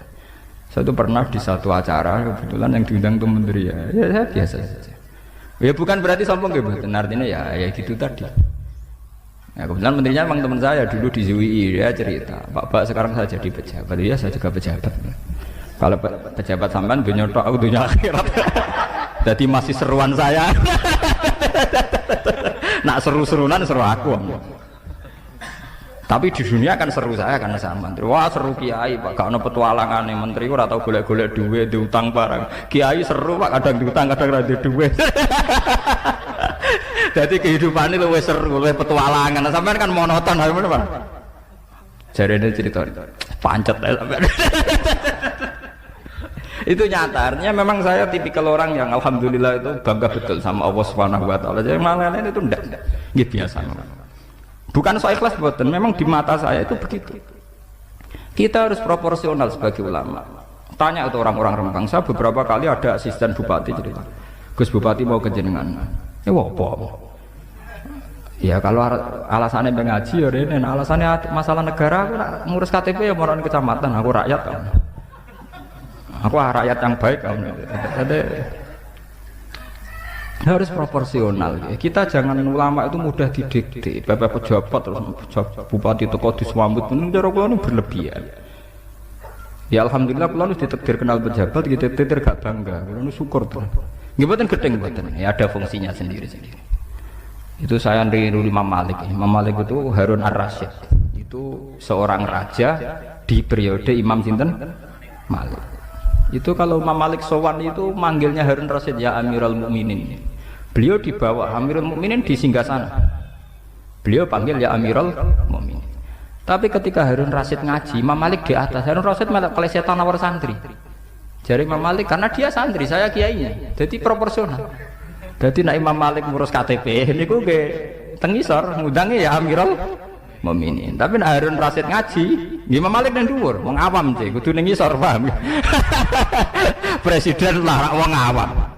Lah kula nggih yakin menteri niku ngalim kula sih. Wah, Ustaz jelas ngalim kula yakin yakin mun sakul yakin. Kadang itu tek pidato khutbah kula. Jadi kula roh tenan. Ini bukan urusan apa, urusan proporsional. Jangan karena mereka jabat terus kemudian kita yang proporsional. Jika kita punya harkat dan martabat, coba bangga aku kenal menteri di jaringan akeh. Kenal pangeran atau muni ngono, kenal menteri muni ngono. Iku ulama cap apa, paham? Mestine bangga aku kenal pangeran sing di dunya. Menteri itu apa, paham ya? Sekali-kali bangga kenal pangeran sing duwe napa? Dunya. Paham. Dadi ajane ulama iso luwih sombong menah timbang sekedar kenal napa men. Bukan urusan keangkuhan, ini proporsional. Kula hormat sama kula nate gini yang saya alami nyata. Wong kula nate di kakak wakil bupati. Walhasil kula 2005 itu boyong dinarukan karena bapak wafat. Sehingga KTP saya tak pindah ke KTP Rembang. Dulu KTP saya Jogja, mulai 98 itu KTP saya Jogja. Sampai sekarang paspor saya paspor Jogja. Kulo gak ada paspor terus karena sering keluar negeri. Ya alhamdulillah kulo rasa santri melarat masalah ngoten kulo. Jadi paspor kulo montek bolak-balik. Mana sampean duwe orang tahu. Jadi orang tahu mati.